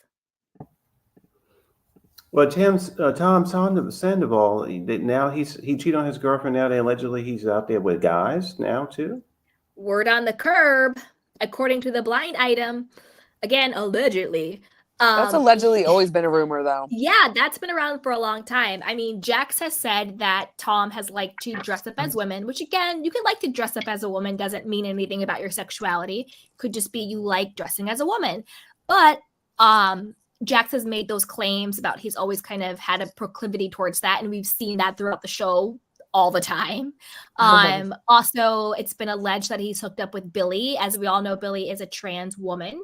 And then there's also been questions about whether or not Tom and Tom have hooked up. We've seen them kiss on the show. Has it gone further than that? And I do think based on the blind item, it's kind of like it's either Tom Sandoval or Tom Shorts, but it seems pretty clear. It's like, in my opinion, they're talking about Tom Sandoval in West Hollywood hooking up with guys, which again, you know, we don't care about sexuality here. just for any of my new candy canes, anytime we talk about sexuality, it's from a place of love and inclusivity. I believe love is love. We are all equal. So everybody can get the smoke, everybody can get the tea, everybody can get the shade, because we're all equal and love is love. So whether or not he's cheating with men or women, the core issue is the cheating part, not the sexuality part. Just for like my newbies listening. I always do that disclaimer for the newbies. Well, that's good. I was gonna say for me, I think there's definitely, I know it's a pattern of deception, I guess is what the issue I'm seeing with this person, because if you're not really honest about not wanting to be in a relationship, and that was the issue you had last year, and not honest about your curiosity of whatever you're into, it just seemed like for me as a grown man, you shouldn't definitely have all these secrets. You should be honest with the people, your friends, and the people you in a relationship with. I think you shouldn't just because it becomes very hurtful when you just whine all the time. That's really it. It's a pattern of deception. Yeah, that's what his MO is. He's always deceiving. He's never honest. You're never gonna get. He doesn't have an honest bone in his body. Well, did they ever feature his family on the show? I mean, do we know if he had a good childhood? Because I think sometimes we saw his dad and his mom, but they're divorced. They were divorced at a young age, apparently. Okay, because I knew a person like that, not like this, but I've dated and stuff like that. I remember talking to a person said, when I was dating, I said, if I would ask you, if I would go outside in the middle of the daytime and say, is it night outside or not? You would tell me it's night just because you were so addicted to lying. Like literally, it's the kind of person I had the pleasure of, being being connected with at one point in my life. And they just lied about everything. And at one point when our, arguments, I would just say, well, at this point, I don't even care about the lies. It's almost like it's an addiction to you. It's a total addiction just to lie all the time. And I never understood those kind of people. And I think for me, whenever I'm interacting with pathological. People, it was something there that was happening early on. And then all they did was get pleasure out of confusion and misleading things. And they just got a lot of how much they can get away with. Like they got. Well, I would also say a thrill. A thrill, because I'm in my situation, a person enjoyed confusing and hurting people. They enjoy. Yeah, same. I have a similar situation. Yeah, so they definitely took a lot of glee out of not physically, but just emotionally disorienting people. Like you don't know what's going on. So with this person, he can play the victim, but if he don't get himself checked out, that's what it's giving to me. Like he enjoys chaos and hurting people, basically. I think he's getting a good edit too. I mean, look at this season. And it's like it's giving like the delusions of grandeur, where he like thinks he's always like the smartest, most clever person in the room, and it's almost like the producers have like fed into that delusion because they allowed him to get this good edit. Like I wouldn't even be surprised if he was like maybe having an affair with one of them. I don't know, allegedly, of course, because it's just. They have always covered him up. Like, what do you think, Candy, about that? I don't think Tom is having an affair with any of their producers. I think that everybody is trying to save their job. I think that's what it really boils down to, even the producers, because because when you think about it, if Vanderpump Rules get canceled, it's not just the cast losing their job. It's the camera crew, it's the sound people, it's the producers, it's the makeup artists, it's everybody. When a show is canceled, it's the cast and crew that loses a job. No, but it's like the years of it, though. It's been like seasons and seasons. And so I think that right now, the reason why they're giving him a redemption arc is because everybody wants to keep their job, right? Yeah. And I think that prior to that, and the reason why they have to work so hard to keep their job is because the show really has been built around Tom and Tom. That has always been the true love story of Vanderpump Rules. They have really been the one relationship to maintain all 13 seasons. That's why Lisa made a bar called Tom and Tom. So I think they think that without Tom, because of all the past season, him getting such a favorable edit and really sort of being the hero character, and by hero character, I mean in like the true definition of the hero character, where everything is central around this person, because Tom is the hero character of Vanderpump Rules. Like he is.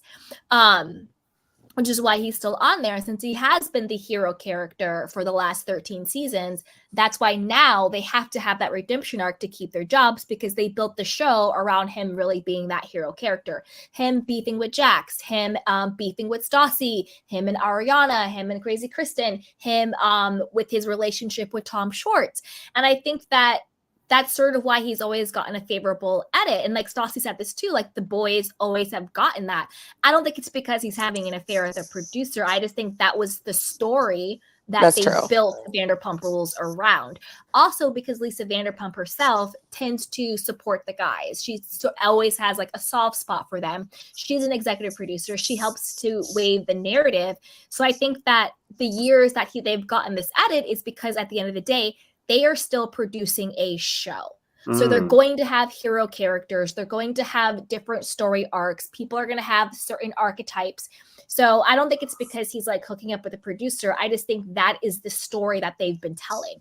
Because the true love story, because every story, no matter what the story is about, it's always a love story, no matter what. Even sci-fi, it's always a love story, love of something. It has always been the love of Tom and Tom. Even with the whole Sandoval thing. No, it's true. Even the whole Sandoval thing, Tom Schwartz was like, I won't leave him. I won't, basically being like, I'm not going to leave him. I'm not going to turn my back on him. I don't care what anybody is saying. I'm going to stand by my man. That's really what Tom Schwartz said. For real. I'm going to stick beside him.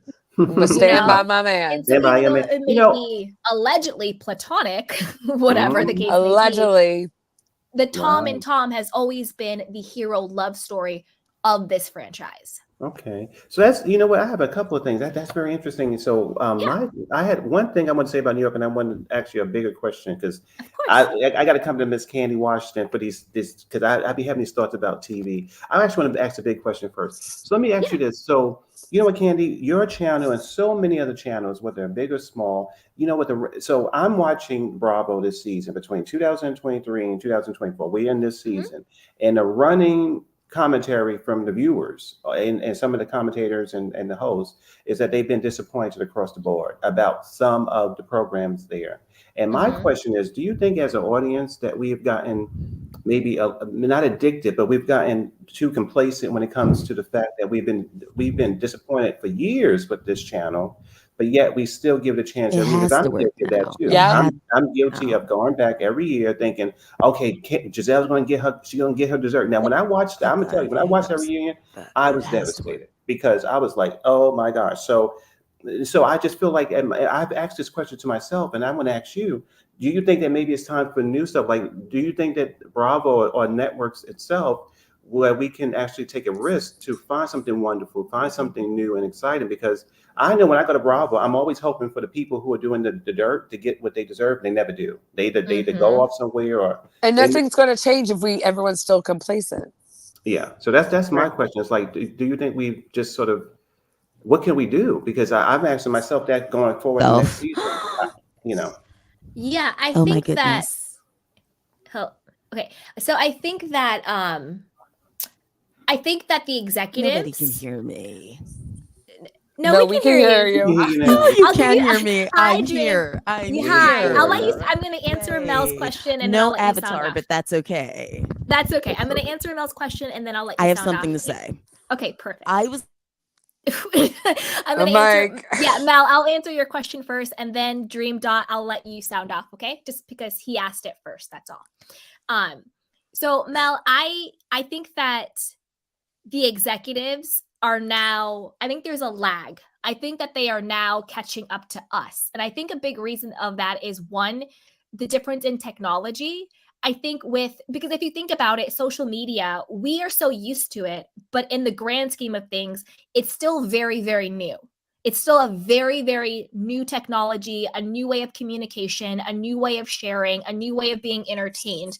We think it's like every day on YouTube, whatever, but in the grand scheme of the world and evolution and how we do things, social media and technology is very, very new. So I think the old paradigm, where it was these networks and these executives and these TV shows feed us a narrative that we have no choice but to buy into because they are looked at as the authority, has flipped. And now the new paradigm is we're able to connect. We're able to have conversations like this. You know, everything is now being leaked on TMZ, Radar Online, TikTok, YouTube, podcast. Now we're able to have conversations about it. We're able to ask questions. Things are being leaked. It's no longer that they are the authority. Now it's more we have a voice. It's more collective. And like you say, like knowledge is power. Even if we're talking about things in entertainment, now we have more knowledge and a more insight into it. So now what they used to get away with, they can no longer get away with. So I think there's that. So now they're kind of catching up to where we're at because we have our own experiences and conversations about it. And now they're trying to catch up. But then I also think that Bravo as a network, I don't know how old it is, like how long it's been around, but I do think that it's coming to a point where the shows that it has have kind of run its course from a storytelling perspective. Mm-hmm. Like 14 seasons of The Real Housewives of Beverly Hills, where can they really go with it? You Right. know, that's why they had to do the reboot and RHONY, but to me, that was kind of a flop. Now I think what used to work for the last 10 to 15 years, because like the OC is maybe on like season 16 or 17, right? So what used to work for the last decade and a half no longer is going to work from just a storytelling perspective, because all stories have a beginning, middle, and an end. And when you drag out that end, it becomes stale. But Yeah. they're too fearful or maybe just incompetent to find something new. And so they're holding on to an old paradigm, an old story that is no longer working with the current state of affairs, where I think they should find new production companies. No shade. I don't want anybody to lose a job, but no shade to like Evolution and Shed and Truly Original. But I feel like they're stale as well, because if you have the same people creating the same dynamics, nothing's going to change. Mm-hmm. So it's not just the cast that needs to be shaken up. It's the people who are creating the cast, because at the end of the day, we're only seeing these people because the quote powers that be chose them. You know what, know? Candy, I love everything you said, because you know Yeah. why is it that every single lady that has sued or done anything have complained about production every single time? So Mhm. they complained about the way it's filmed. You're right about that. And also, before somebody else go, I like your optimism about the future, because I didn't think about it that way. We heard Lisa Rinna get booed and she was fired right after. So yeah, we definitely do have a voice, and that BravoCon is another instrument. I think that they kind of test the waters to see who's really popping, because it seemed like the people who really were victorious at the BravoCon, event, they went on to their seasons very well. But if you were not met very well at that thing by the public, you had some troubles with negotiating and stuff. It seemed that was sort of the litmus test for a lot of those places. But my thing too is Yeah. like people still continue to watch. Like I got so annoyed by RHOP that I didn't watch this season, and I meant it. I'm like, I'm not watching, and everyone's like, yeah, I'm not. I'm like, I'm not watching, and so I didn't. And it's not that hard. Why are we like? It's almost like we're like, I don't know. We have like Stockholm syndrome or something. If you're not happy with something, don't watch it. And guess what? That will make them, because money is power. Views are money. Mhm. Views are ad revenue. Like they know. And I'm sure a lot of people didn't watch this year. And look what finally happened. We got some change going. Mm-hmm. Okay, Dream.Studio, it's your turn, sweetheart. Sound off. I don't know. We have like Stockholm syndrome or something. Hello? Can you guys hear me? Yeah, but do you Yes, have it yes, playing yes. in the background? You just have to turn it off so there's no echo. User ad revenue, like they know. And I'm sure a lot of people did Dream watch Dot? this year, and you look Or what Dream finally Pro? happened. Hello? But then with Vanderpump, they got so close this last time. Okay. With this Vanderpump, though, they got so close this last time. Okay. I do. Good. Okay, good. Now that there's no echo, you guys can hear me. Yes, No, I now can we hear can you. hear you. I can Yes. hear you. Yep, But I sound can't off, hear sweetheart. you, Now you Uh-oh. can't hear me? Oh, okay. which is silly. But what I wanted to say is that Vanderpump came so close with their Emmy nomination when the Sandoval thing blew up that they finally feel like after 10 years, they might be trying to, they might have got something right, or that they're finally doing the show right. which I think it might have been more of a fluke than that. But, how can you tell them, oh, well, then we should just, clean house and then start all over again, too? Mm-hmm. Yeah, I do think it was more of not necessarily a fluke, but I do think it was sort of like a unicorn moment with Sandoval. Like, it was such a big thing that happened. And I personally think the reason why Sandoval was so big is because everybody was trauma bonding with Ariana. Like, any person who ever felt scorned in their entire life, all of a sudden had a mascot of Ariana to look up to. And it was almost like the world was like the unhealed people, let's put it that way, because I wasn't trauma bonding with this chick, but a lot of unhealed people were trauma bonding with her, and it made it this huge, big thing. And so, yeah, they were able to get the Emmy, and I think they lost. But this is the thing. I don't know who does the Emmy categories, but they were up for an Emmy for casting, and obviously they lost to Traitors, which I think they should have lost for, because the reason why Sandoval wasn't so big wasn't because casting did a good job. Maybe if they were up for like best story or best villain or best underdog, I don't know the categories, maybe, but not casting, because they had the same old humdrum cast from before. Not humdrum. You know what I mean? So yeah, I agree with you, Dream Dot. They did come so close, but then this season, in my opinion, is a huge missed opportunity, because the fact that Ariana, and I get it, she went through something hard, but at the end of the day, you need to clock in at work. If I go to my 9 to 5 and I'm still screaming and yelling about my ex who cheated on me, I might be fired, because that's not my job.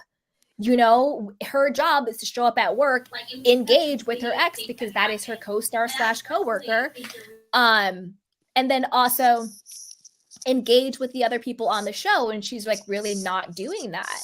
So I think this season was a huge missed opportunity. And I don't think that, and I kind of have a different take on them, quote, protecting Tom and giving Tom the redemption arc.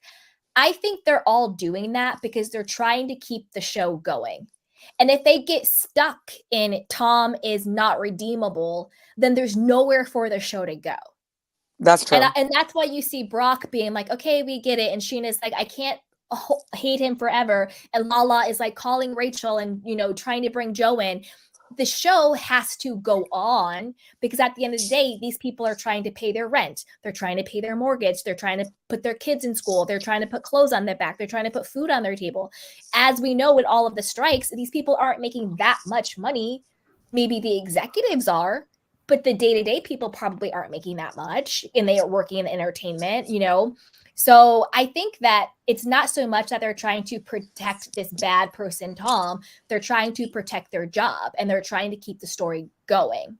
I also think it's important to note that the reason why the last season was so wild is because the audience also had, for the first time, and I don't know when we ever had this opportunity, we were able to watch a season, almost a whole season, with hindsight 2020. Retrospectively, exactly. Right. Yep. And that made it so fascinating. Mm-hmm. So we were looking for Easter eggs. Remember that? Yeah, so we were looking for clues. So it wasn't just oh my God, it was a scandal that drew us in. No, it was the whole experience of it all, because it was the timing of when it came out was so unique and allowed us to do that. It just gave it the opportunity to explode and explode. And plus, I really feel like it was a slow news week too. It broke my heart, though, too, because I felt like, wow, they'd been lying to me the whole time. Right. Oh, is that what Schwartz meant when they were standing outside of the sandwich shop, or they were getting coffee or something? And he's like, oh, I think Raquel is into somebody else and not you. Or, when they all went for her birthday camping or something. And he's like, yeah, I think Raquel likes men that are taken already. I'm like, so who's playing who? Are you guys playing me? So you were going to play this whole season, and had we not found out on the tail end, then what? Joke's on me. That part. Okay. I know. I think that's why I got riled up too. Like, Riled up is the only way to describe it. Riled all the way up, through the roof. like Through the roof. like did I trauma, like, do I have my own experiences? Yeah, maybe, but it was mostly like the lying and the games. And they were playing, not only were they playing everyone stupid, but they were, you're right. Because we've been sitting here as like captive audiences of the show, thinking we're watching these people, and then come to find out we've been gooped, gagged, taken advantage of, bamboozled. Like, we all had our suspicions that, like, they lie and they tweak things and stuff, but to know for a fact and watch it, that's a whole other story. Not to that degree. Not to that degree. And I think the people who trauma bonded with Ariana are not the ones who are just like enthralled in the scandal, because I was 24/7 enthralled in the scandal. I mean, the people who exalted Ariana were the ones who trauma bonded with her. Like Queen, like, I'm sorry, the if you were Queen calling her a Ariana, queen, those are like, the ones who trauma bonded. Trust me, I spent hours of my life that I will never get back deep diving into this, but I never thought that she was a queen. Like, trust All me, of a hours sudden. on hours on hours. Hi, I know that's boss why man Lala is mad Adam. now, Welcome too. to the chat, love. Hi, Candy. Hi, everyone. Hi. Adam, You we were wanna worried, sound off? sick with worry. Yeah, fashionably late. The British Well, time welcome zone. Got to the the iPad late. party. Sound So- off, my love. So I was just busy earlier today, and I just get this TMZ notification about Lisa Vanderpump again getting saw that. pestered by TMZ to get a response, and she, in the most savage way, but also classy, was just like, I'm not interested in who she's munching on. And I just was like, Well, wait a minute. Just to fact check, it was Parade Magazine. I got the TMZ. Yeah, yes, but TMZ were the people that pops in my notifications, anyways. TMZ covered it, but it was Yes. for Parade Magazine. Yes. Go ahead. 100. Continue, my love. But in terms of in terms of this whole dilemma, though, supposedly that Evolution Media and all the EPs over there have given Kyle this ultimatum that if she doesn't be transparent about this fake lesbian storyline, that she will get the boot. I just don't know, because I find that hard to believe, because she unlike someone such as Dorito, as you guys say, Dorito, Kyle has built a friendship. Excuse me, Adam. It's Ding Dong Dorit. I was just going to say, that's not what Candy calls her. Yes.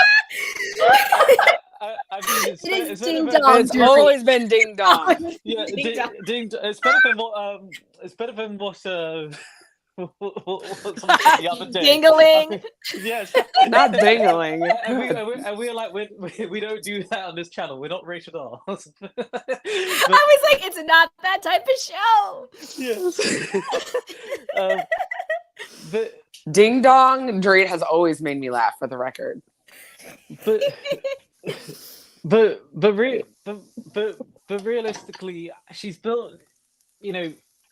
I mean, I don't think, maybe there are some others that do, but like, I don't think hardly any of the other housewives or even franchises have this relationship that Kyle kind of has, and inviting people to houses in different cities. And I don't think this ultimatum is just put out there to kind of just get Kyle's name in the limelight more as kind of a benefit than a detriment, because she's already been, on our screens on that Buy in Beverly Hills, but only for, she's not a main character on that, but when Beverly Hills wrapped, she was still on our screens. But now I think most people who watch that have seen all 10 episodes of that season of Buy in Beverly Hills.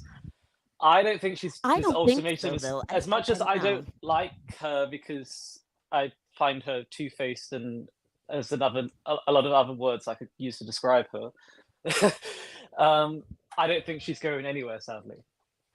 I just don't think she Knowing a will. lot of my friends in the LGBTQIA community, and knowing that a lot of production is even, lesbian or gay, I know that it's really actually highly offensive to play performatively lesbian, though. Like, if she's really not involved with this chick in any sort of way, don't play. Don't play like that. No one likes a fake or a phony, I think, across the board. Really. And I think that's the ultimatum they've given Kyle, is it's like, well, then, it's time to show and prove. It's really time. I mean, but in terms of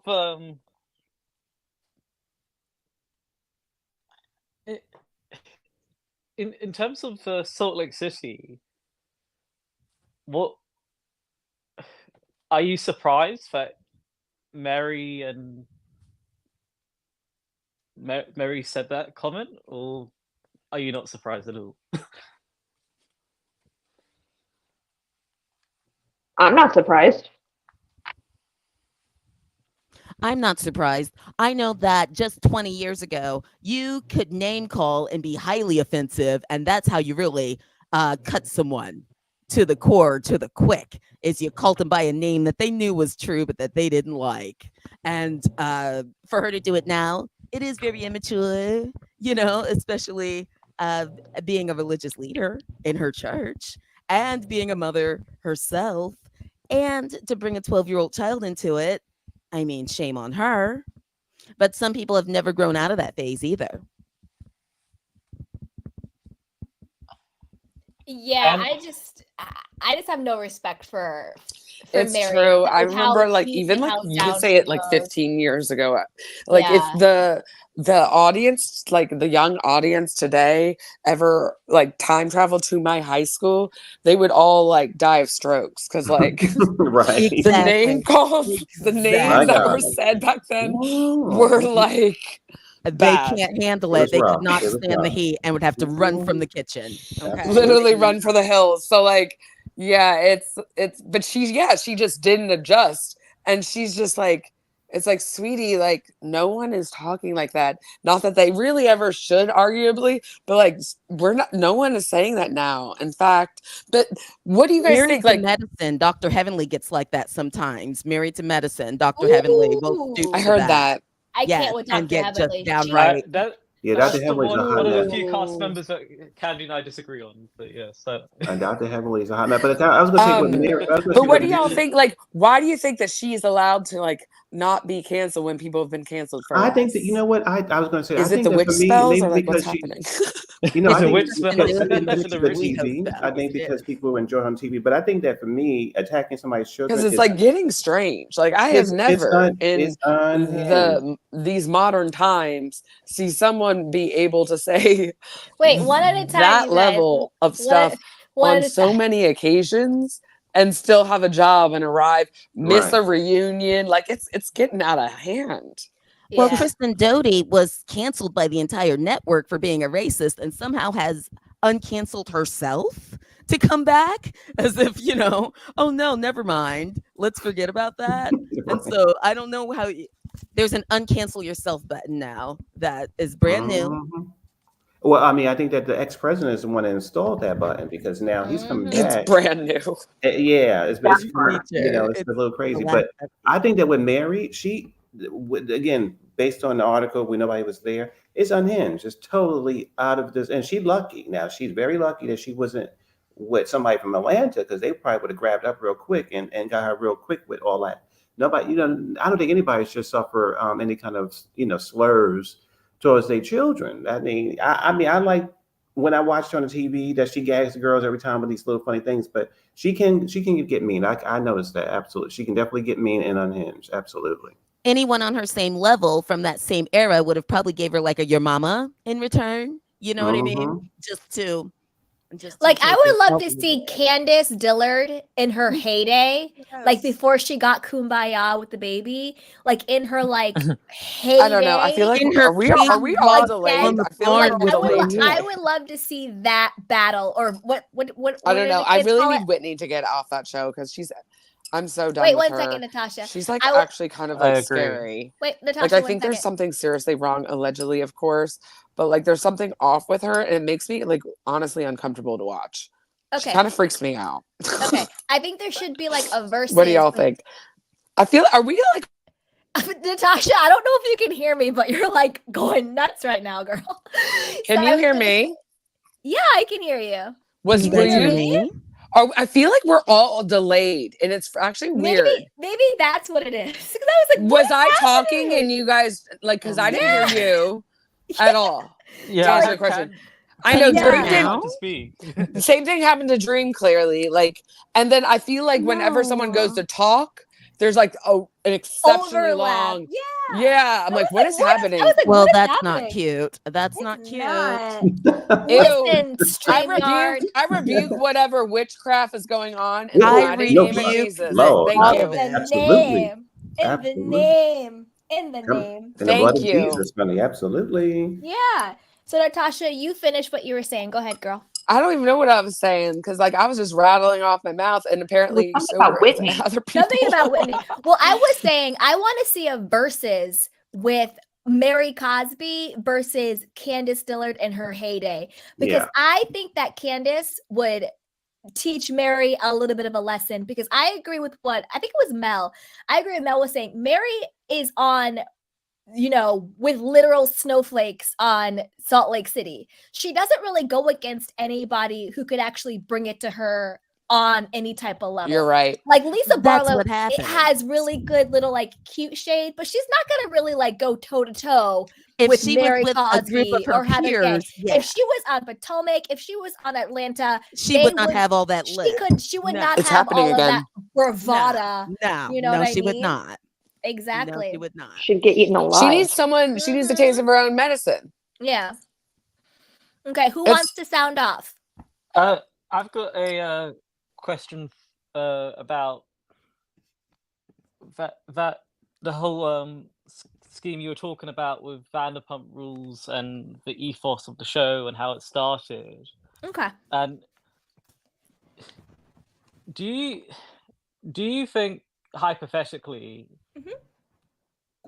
if Ariana got her wish of mankind to get Tom Sandoval fired, I'm scared. I'm like, what is happening? Not she of would be- mankind. she would actually wake up and see the daylights. As a result of Tom getting fired, everyone would lose a job. Or do you think Tom Sandoval's not enough for that show to? Because as much as people say, the show's exhausted and it's going to get with the views, unless something horrific happens, it's going to get renewed. Well, Maybe not. But I think with that, I think at Vanderpump Rules at its current state, especially going into season 11 after Sandoval, I don't think would have survived without Tom Sandoval and Raquel both not coming back. Because then what the hell would people be looking for after Sandoval? Like Rachel already didn't come back, and that's a big gaping hole. Not that I particularly want to watch Rachel. even though Rachel has been writing like side saddle this whole season on her little podcast. On her little she didn't come back, podcast. she's still, do you know what I mean? She needs And then to she's kinda- like, yeah. keep my name out of your mouth. Boo But- your Keep their podcast is name out of literally your mouth. the VPR Literally. review channel. Like, what are you Exactly. talking about? What are you But talking then I want to about? say something about her and Joe too. They both got lied to by Sandoval and Schwartz. Neither one of those are nice guys. They are both dogs, and had them convinced that whole love affair of we're two couples of They were willing soulmates. participants. They play games. They were with those willing girls. Wait, did you hear about Joe though? I mean, Kylie. Oh, Have you heard about Kaylee? That's her real name, by the way. I Yeah. want somebody to go and check on her because I don't think she may not be okay. I hope she is.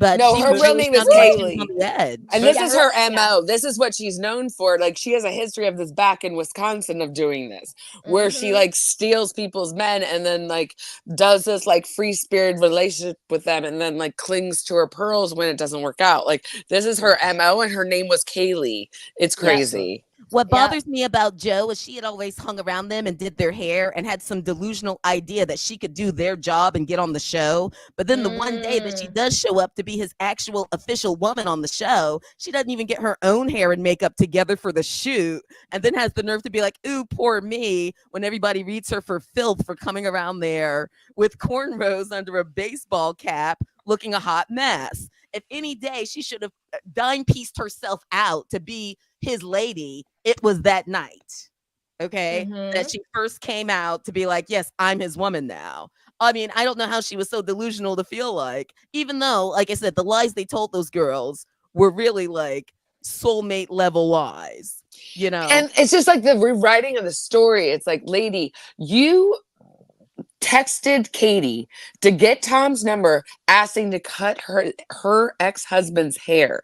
You were friends with Kristen, who had an open bedroom, was single at the time, and instead you're texting this other lady's to get her ex-husband's number to sneak it. It's like crazy, and it's so unprofessional too. Just on that level, you're the hairdresser. But do you know what I mean? Right.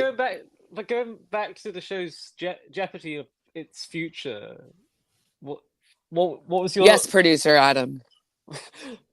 well, Candy was saying something, but then Dream Pro kind of That's my fault. Changed the topic. It's okay. You were saying that with if both of them were gone, and it wasn't just Rachel, then it would have been a complete disaster, kind of how season 9 was. It would be even worse than it is right now. Because right now, I think it's really flat. I think the ratings are plummeting. I think if they had a big rating soar post Sandoval for season 11, because people want to see what's going to happen, but now it's like a hot mess of a show. But like, I think your question was like, if Ariana got her way and Tom was fired, then like there really would be nothing to watch on the show. Nothing. Because people are tuning in season 11 because they want to see the aftermath, what's happening. But like Lala's trying to do, they also still need to have new characters and new storylines, new reasons to be invested, because who's investing in Sandoval forever? And Ariana better be careful, because like she's like, I might come back, I might not. Your halo is dimming, sweetheart. You think you're a Bethany Frankel? Yeah, don't threaten us with a good time, girl. Thank you. Hey. Exactly. And so I think that with the show, it needs to have, I personally think that Vanderpump Rules should just bow out and know when to hold him and know when to fold him, because the premise of the show no longer works. You either need to actually recast the entire show with new people who actually work at these restaurants, who are real friends, who are really on this like come up bus, or you cancel the show, because people we're looking at right now no longer fit the premise of the show. Yeah, Vanderpump is not ruling over any of these people. And that's what Sandoval was so interesting though, because we had 10 years skin in the game though. That's what I'm saying. That's what I'm saying. When you follow a group of people that the show's premise is about one particular part of somebody's life, hopefully, God willing, 10 years later, they should be in a different part of their life. Evolve life stages. That's why we now have the Valley, where they're talking about them being in their 40s, having midlife crises, cheating on their wives cheating on their husbands, having babies, all of this, that, and the third. Because when you follow people that you started when they were in their early 30s, saying they were in their 20s, which is fine. People do that in Hollywood all the time. But now you have a group of people who are in their 40s, late 30s. It's a different show. And I think it's okay to let that show go. That's not the only show in the world. They can come up with a new show. They can give new people chances. You know what I mean? Like, it's okay. No one was going to be 45 years old working at the restaurant. You know what I'm saying? 45 years old working like, at Sir. Hello. Like, you own a $3 million house, but you're working at the restaurant. And that's why it's hard to watch, because Tom Sandoval is like 41, 42, and he's out here with his little karaoke band. And you have James, who was like the voice of reason. Like, what? Yes. You know what I mean? And I think that it's okay. It's time to reel it in when James is the voice of reason. When James is the most mature person on the show, it might be time to let it go. And that's the thing. It is okay to let the show go. We can make more shows. with the concept though of Lala and Sheena joining the Valley in the future. I think that's great. Do you think any of the other Vanderpump Rules cast should join them, or those two are enough? Because like without James on my screen, it'll be weird because James came. Because the British flavor. I mean, given sarcasm, every single I do love episode. James. I'm not gonna lie. Me too. Allie needs to go though. I mean, she does. I mean, as I said the other day, she's this person who got rejected from 500 Disney Channel auditions. I don't know, like. Oh my god. I saw that video. Yeah. Did you see what I saw? I sent you this clip going around where James and Allie are performing at some festival. It's the weirdest thing. He's like, the hype guy. He's like, yeah, guys, yeah. And she's like singing some weird song. She has like, zero stage presence. And it was so cringe. And then this other guy comes in and he starts rapping, like reggaeton rapping. I was like, what in the world am I watching? James is going to like ruin his career if he keeps trying to like let her tag along because no, it's not working. And I don't think we need everybody on the Valley. Like we can let Lala and Sheena come because they make sense because they're genuine friends. But James also could find something else. He could do another show, or he could do his music, and maybe like I think James should really focus on his music and TikTok. Because right now TikTok is really where it's at, and I think he's really, really funny and he's super talented. Or maybe join like a different show or something. Maybe in a year if China doesn't sell it, which is kind of sad. I mean, America's basically like, because it's China owned, we want to ban it in the US unless you sell it to like a US owned company, which to me is kind of disgusting. But we don't really. Yeah. If Trump wins your election, then I guess that would happen. But then again, it's just like a I think a nation that's communist is like could have the control essentially of social engineering because the amount of people and the way the algorithms come up, it's kind of like I don't know. I can see both sides. I don't know, but what I can say is that Lala and Sheena's daughters are going to the same private preschool as Jeff Lewis's daughter. So tuition is high. So they can definitely see the writing on the walls and have already hinted at we're on that Valley train. Do you know what I mean?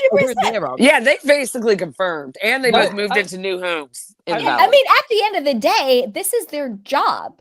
You know what I mean? Like, we're looking at it as a viewer, but they're clocking in the paycheck. Mm-hmm. Yep. Y'all, I think our rebuking prayer kind of worked.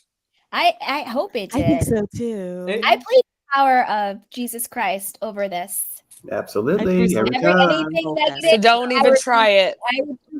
I rebuke you. Nothing negative can penetrate. We are protected. We are protected. And you know, Candace would be rebuking Mary like no one's business. Mm-hmm. Yes. She would she would roll up with a super soaker full of holy water and everything. She'd be like, "What now, girl?" And so I don't mind Lala and Sheena going to the Valley either. I really don't mind that.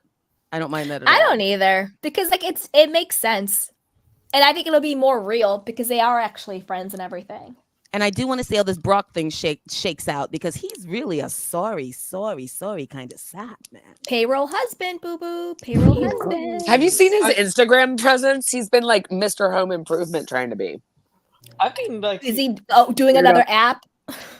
No, he's just been like laying concrete and like being Mr. Home Improvement, but then he'll like do these weird like outfit like weird Shazams during. Is he wearing high heels again? Oh. I mean, probably. I hope he can hang a TV better than her last man. Rob. Okay, somebody was there for that when the TV then fell off the wall after, you know what? Okay. Yes. Every time I think of I cannot get that song out of my head. Every time I hear high heels on Brock, I'm just like high heels on my titties. When he sent me that reel, I was like, I can't. And he was like looking at them and he was like bending his foot and like really admiring his heel. And at one point, James even commented on it. Did you catch that? Yes. Our boy James to the rescue per usual. I was like, how are you going to sit next to him during this after show and not say one thing? Yeah. Please. Right. Great. Something, please. Okay. And that definitely was a plus size women's like black mesh under the head. There was no way they were making that in his actual size. There's no way. It was like beaded or like rice. Oh, What God. is that? What is that online brand called? Sheen. Yeah, that was a plus size Sheen. That was plus size Sheen. Yep. Sheen I'm by so glad Sheen. we What's all the get other one? What's the other one that visual Cardi B did? What was the other one that Cardi B did? Fashion Nova. Yes, that was. It was giving a that's the Fashion one. Nova Yeah, plus that's that size one. too. But Shout out to my mod, Miss T. She goes, memories, crop top wedding dress. Oh, Thank you, Right? Miss T. but Yes, my love. Continue. have you seen the latest episode of Vanderpump Villa? I have. I haven't yet. I watched it last night. You're missing it. I won't do any spoilers. We You gotta can't cover it. Sam. Toucan Sam. Oh my God. Oh my gosh. I've been Disrespectful. Very disrespectful. But true. That's But me. I love Fruit Loop. I love Fruit Loop. And not for that true, cast, but very like, mean actually- and very just mean girlish. You're Very like, mean I girl. mean, not true. I mean, unlike Allegedly. unlike Vanderpump Rules with Vanderpump Villa, as they're all living together under the same roof, the source is at a different level. Like, I mean, She gets The one chef good comment guy- card back and turns into the mean blonde. I don't understand it. She was being just mean for no reason. And Hannah's unhinged. I mean, Unhinged. Hannah, I Unhinged. mean, she kind of is the person that I don't know. She just gives off vibes that literally she gets triggered and has like. she's a wannabe Stassi, is what she is. Yeah. But I she- mean, A And Tel- budget. and budget. Telly- and Telly needs some Wannabe therapy. Off-brand Stassi. Off-brand Stassi. Oh no. Yeah, pretty A much. Shein Stassi. Oh, I'm done. great value stuff. A Target. A Tempu A Stassi. Target. A Target. A Stassi. Timu Stassi. Oh yeah, Timu. Why did I say Timu temp? Stassi. I said Tempu. She could be one of those two. Yeah. I'm dead. I'm I mean, activated. I can't. that chef guy when he tells Eric to get the F out of his kitchen. Mhm. That was the move, and you don't want to upset a chef, specifically a French chef, because they. I know. Oh my God. They take their culinary to another level. And like, Chefs in general, but a French chef? Oh no. you don't. They take their culinary to another level, and if you show a lack of appreciation, it's pretty much insulting them. It's like to a different level, Like you basically you're- can't be a chef and not have an ego. Like I don't know if the two can exist apart, but like French are notoriously like just like the culturally just has a lot of pride behind them, and so like it just like throws even more on that. So it's like watch out. Yeah, I mean, watch out with a capital W, literally. Yeah. Not a capital W. Blondie is not even interested in the guy that these other two are almost fighting about, though. And I don't think he's all that straight either. I think he's playing it for the show. Allegedly, and in my opinion, Yeah. allegedly. I Okay. agree. I Drew, agree. you sound like a seasoned panelist. You sound like you got all the terms. I look. Allegedly, in my and I opinion, you look and I definitely rock. cover your bases. You know what, Candy? I'm gonna Come on, cover the bases. Yeah, you got to with these people. But Candy, I'm gonna drop down. But listen, I love this. I'll be Yay. back. Bye, Mel. Good to Bye, hear Mel. from you. Everybody. Please. Okay. Bye. All right. Yes. You Thank guys you, hear that? Mel. I'm a You're welcome panelist. You anytime, hear that? sweetheart. Okay. I'm a Yeah. panelist. That's what he said. Mm-hmm. Yep. I think he just initiated. I think he just does that. I'm not official. That was not official. That was side shade. Was that side shade or am I officially? I don't No, know. I think probably really- because I watched No, the no, show. he was being genuinely kind. I think he. Yeah. There was- I think. There was no shade. We don't do that over here. No, Mel is No. really Yeah. sweet. He's really kind. I mean, it's Yeah, going to be a he's shade being assassin, but like in jest, like. But, Yeah, I mean, yeah. it- No, he meant it. He said But- he was saying it in a sweet No. way. Yeah. But tough question for you four. If you did like one of those yearly visa things where you work abroad, I'm sorry. What did you say? I gotta mute myself. I'm sorry. Oh my god. If you did one of those yearly visas where you get to like work abroad and you could pick any country in the world to work abroad in, what country would you pick in? Because Adam, like, you and your dad. Because I'm just thinking like if imagine any.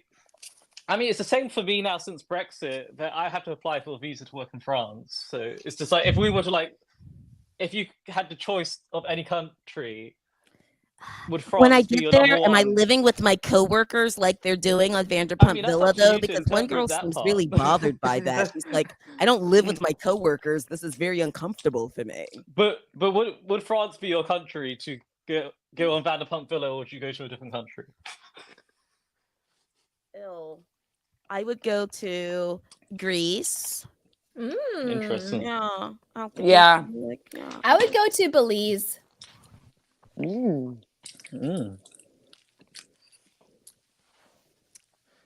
That's yeah, I would go to like, I don't know. Actually, I'm open. Or I would go to Cayman Islands. Are you guys watching it? I want to see it on Hulu. It's so good. Is it on Hulu? I gotta watch. It's on Hulu. It is. So I thought it was on that good. other weird channel because I always wanted to know what happened to his wife, and then when I showed that ad, it's through Freeform, which is owned by ABC Disney, so it's on Hulu. Oh, awesome. At least I watch it on Hulu. Yeah, well, now I'm gonna watch it on Hulu. Yes, I'm influencing you. I'm recruited. So, I mean, the Cayman Islands is a shout. I mean, the weather there is beautiful. Isn't it like a banking show. capital place? A what? What? Sorry, What I just shoveled a piece of cake in my mouth as I asked that. Yeah, literally. Like literally, and I was like, oh no. Isn't it like a banking capital place? Like, isn't there some kind of like banking thing? Like how kind of how like what do you mean, like hide Switzerland? your money there? Like hide your money yes. there? Yeah. You can Yeah, it's There's a that lot of financial because I know like a girl I used to work with, her husband it was in finances in New York, and they go to the Cayman Islands all the time. And then the fact that like then I looked into it and I was like, oh yeah, there's some kind of like thing kind of similar to like how you always hear about like Switzerland. When we have our billions, we're gonna hide our money there. Yeah. Yes. Yeah, I think it's like financial, and then also like people go there maybe to get divorced because they're saying how it's like the Cayman curse, how like very wealthy people go there to get divorced. I don't know. I don't know how that goes though. Like if you get divorced in a different country, do you adhere to that country's law or to the law in the country in which you were married? I don't know. I think they have to have like a mutual agreement of some sort. I would assume the country whose marriage license where it's from, right? I don't know. Yeah, because you would assume there would be some mutual kind of agreement that kind of went across both countries, because otherwise. If I divorce you one place in the world, I've divorced you all over the world. That goes but I mean, like the laws. But I mean the laws that govern the like divorce. Obviously, has laws to it the same way marriage does. Right. So like there's different marriage laws in different states in America. So I'm wondering if like if you go to a different country, what laws govern that under that divorce. It's not like a universal passport thing. No, that was just exactly. I'm pretty sure it matters which state or which place you got the license from. Because if you got it in California, then there's specific laws of California. Yeah. But if you got it in Wisconsin, and if you divorce and I don't know. Yeah, divorce when it comes to like splitting a lot of people moved to it was either like Arizona or Nevada, someplace because you could go there and as long as you had like a 30-day residency, you could get like a quickie divorce. So like laws are different everywhere. Like certain like common law marriages are different depending on like where you live. That's why some people go to different places to get certain divorces. And I'm wondering if that's the same with like the Cayman. Ooh, saucy. Because like in California, it's like basically like a 50-50 state for divorce. That's why Kyle knows she's gonna get paid off this Maurizio thing. She can't right. Like, but that's not the case if you get divorced in like Texas. You know what I mean? Well, So oh, I'm is just it- wondering is if that- like if the whether it's the law, like what law takes precedent, either the jurisdiction where you're Precedence. getting whatever, you guys, whether you Yeah, get it? you know, Whatever, whether yeah. it's yeah, like that's my I get what you're question. saying. Yeah. Where you got the marriage or where you're getting the divorce, what takes precedent? I know what you Yeah. Yeah. That's keyword. I know, like I start like when I get tired, I just start like slurring my words like I have like, something wrong with me. It's ridiculous. And people are like, "Are you okay? Are you like drinking?" I'm like, "No, I'm just like tired and like my mouth gets tired. I don't know. Leave me alone." I know, like, let me live, you guys. Jeez. Right? Let me live. Let me feel my It's own. tough out here. Guys, let me live. So they have to like serve you with divorce papers, and you have to go back to where you got married. I don't That's know. the That just thing, shows I me don't first know. single, never married. I don't know. I have no skin in that game. I don't That's know. fine. Because also remember when shout out to the OC, remember when one and done Noella was getting divorced and how Oh, her God. husband Her husband remember her ran. husband Noella. fled the Noella. country Through the whole coop because yeah, see? because of the same thing. Yes, Because it of was the something same very thing. shady. Something And he was very an shady. attorney too, so he I knew. think he So he realized like knew, he's like, "Oh yeah. crap, like maybe I thought I was like in this like sexy marriage, but really I'm marrying this witch." So Oh. like I gotta get out of here. But yeah, like he was like full on just in Puerto Rico, like hiding out. Exactly. You've got to come yeah. back here. I You've mean, got with her- a like a toddler son. You have toddlers. Hello. Mhm. And wasn't he like special needs too? So like Yes. it required like extra therapy and like Yeah. usually like in that age, like the Yes. early intervention is so key for them to like have any hope of like a good like independent life, you know? I think he was the Yeah. kind too that when he left, he cut off all her cards and stuff too, where she was just like, Yeah, she said she was living off of like sort of like Lisa, like Uber Eats or something. shameful. Very shameful. Joe was in that same situation when she moved in with Schwartz, though. She was like, I needed a place to stay. She was just telling Oh, Rachel God, this let's on her not podcast. I was like, you had Kristen, sweetie, like you had a whole friend that you ghosted. Girl, Thank you you. got Airbnb. You got options. No, that was her. And she Go swore that they Airbnb. were not sleeping together before she moved in, but that's a lie. Of course they were sleeping together. And this is the thing. I know like I don't feel like poor Joe, poor Rachel got duped by Tom and Tom. They were willing participants. Joe knew Katie in the situation. Rachel sure as hell knew Ariana in the situation. They were willing participants. They just wanted to believe that somehow they were special and different. When the I truth think they were is, planning double you're soul not. weddings on the side together. Truthfully, the way they talked on her podcast the last Oh I time. my know, God. right? And I Right? think like this is both their MO, but what they didn't count on is that them doing this to people that were ultimately going to screw them over. And so like normally they're used to like, because like I said, this is not Kaylee's first time at this. Like this is her MO. The last time she started cutting the guy's hair too. And this is her MO. She goes in and she goes, "Hey, can I cut your hair?" Asking to cut his hair, and the next thing you know, you're dating him. Like, how many times does this have to happen, Kaylee? A siren on the rocks. Sing you right in. Not a siren. A siren, baby. From the Wow. Odyssey, like chilling. Harpies. Yep. Turns into a harpy when you get there, okay? But you're dashed on the rocks. Wow. So because they played so innocent. I mean, she was crying to Rachel on her podcast practically, and I just don't know what, because you can't judge me, you can't hate me before you know me. And it's like, no, I mean, they of don't course know she's you. gonna say that. Like, she's not gonna be like, "Go ahead, hate me, guys." But like, and she's also like I respect Delulu because she But was. no one is she calling her says out. She still thinks they're gonna get back together, and he is in another Yes. relationship. Yes, she's still calling him cute nickname as if they're in something. No, It's she like, said, she full on girl, said, cuckoo I for think Cocoa down the Puffs. line we're going to get back together. She said that. Yeah. And the girl she was with was like, "Yeah, like you've been saying that a lot, like, in due time." It's Delulu. It's so Terribly. Delulu. It's ridiculous. I think that's why it hit so hard that Rachel had to go somewhere to really like professionally work on her stuff after that, because yeah. And, you know what I mean? frankly, I don't They know both how good made that Kool-Aid was. for each other, and everyone Yeah. drank. And this is a PSA, ladies. If you are having sex with a man for over a year and he doesn't claim you, it might be time to move on. Abort. Abort mission. because she was basically having sex with Schwartz for a year and a half, and he never claimed her. Never. Now, is that his fault or your fault? And for her to think she was going to be his replacement TV love interest with no hair and makeup. Yeah. Not Like, no I feel glam. like you're most offended by that part. Well, Forget and her because actions. it seems like she was so sensitive to it. Like, oh, but I just got off of work and I've just unwound. And so what if I come around in a baseball? I shouldn't have to get all dressed up and dolled up for this.